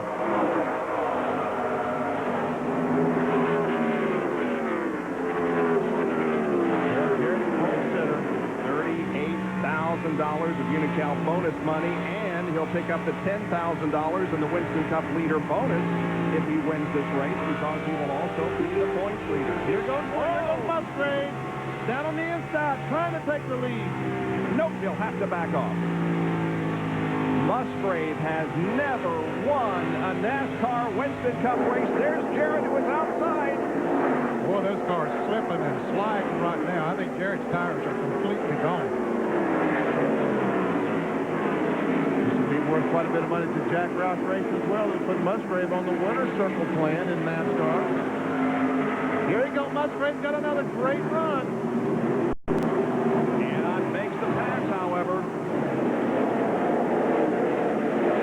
There are now 6 laps to go. Can Jarrett hold off this challenge by Ken Musgrave and win his 2nd race of the year? Now the interval grows a little bit. Here's where Musgrave really has been getting a great run. Let's see if he does it once again. Once again, he gets off that corner very, very well. And again, they're approaching some slower traffic ahead. They'll have to move around it before this race is over. Who's it going to favor? That traffic, it's hard to say. Depends on how they catch them, where they catch them on the racetrack. Those drivers fighting for position as well. Musgrave is definitely better coming off of turn 4. Seems to be pretty equal in turns 1 and 2. Here he's right on his bumper this time coming off of there. Closing the gap. See what he does coming onto the straightaway. Takes a look to the inside. 4 laps to go.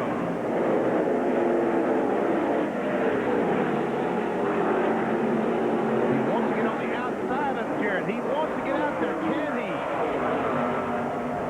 No, he can't. Terry Bonnie sees him coming.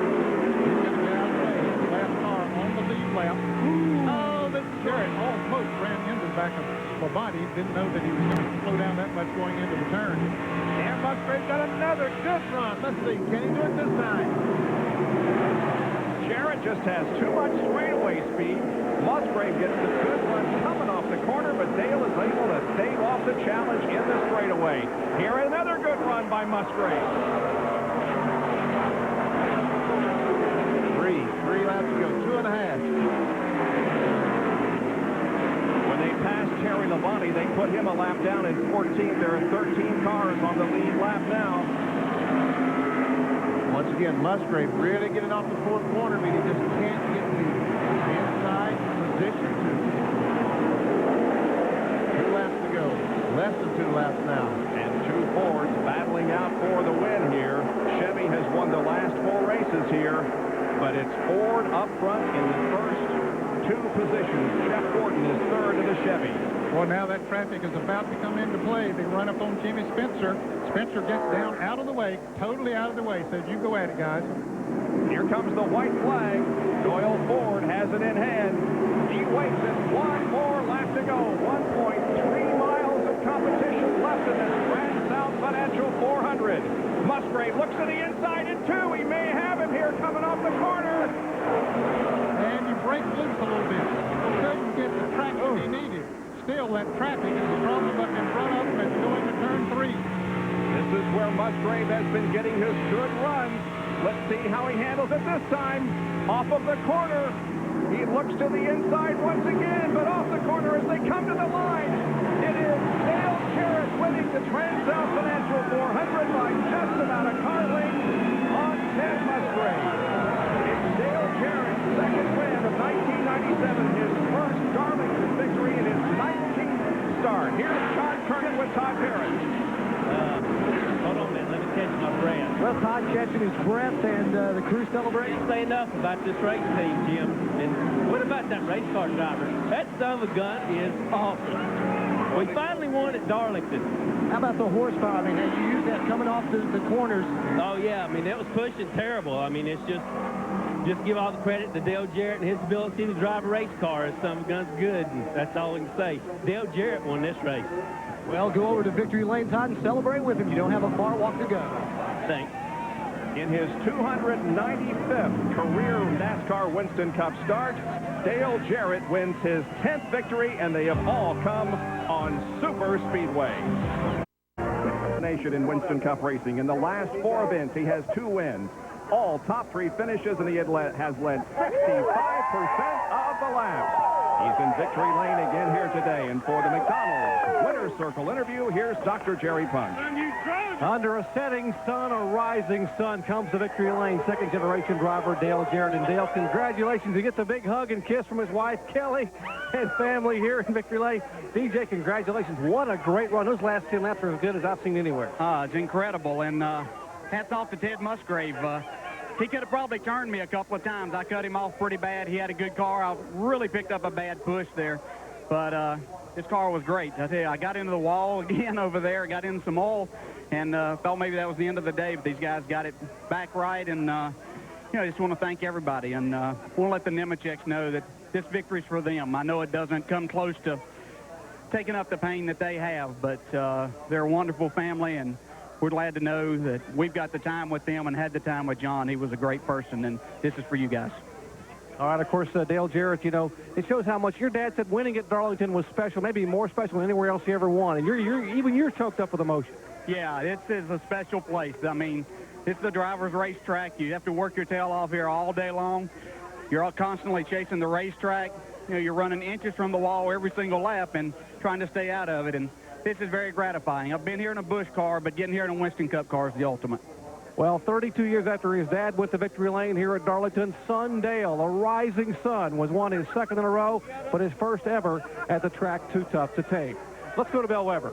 And Ted Musgrave is surrounded by the media here at the pumps. And Ted, congratulations. A great run for you. Anything you could have done to catch the 88? I don't know. The Prime Star Family Channel car was good. It just needed a couple more laps, I believe. You know, I wore him down pretty much, but so was I. I had maybe just a tick better. Position made a lot right there because I was as quick as him and he was as quick as me, but neither one of us could pass each other. That was the problem. And like I say, the guys really worked hard today. We came from way in the back and it made, I don't know, about 20 adjustments today. Air pressure, wedge, and track bar, and on and on and on. And they did the right deal. We got it all together at the end, and I can't say no more than them guys. They did a heck of a job for me today. Great run for Ted Musgrave. He comes home second.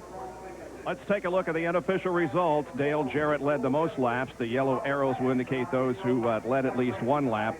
On down through finishing 14th was Kenny Wallace, the last car on the lead lap. Dale Earnhardt, 15th. There's the 16 through 30 finishers. And we remind you that we will have our next telecast of NASCAR Winston Cup Racing in 3 weeks at Bristol, Tennessee. Let's take a look at the point standings. Gordon moves up 2, Labonte down 1, Burton up 1, Jeff Burton up 3, Martin down 3, Jeff Bodine up 3, Rudd down 2, Rusty Wallace gains 6th, and Irvin moves up 1 position. Coming up next, Shop Talk with Dale Earnhardt.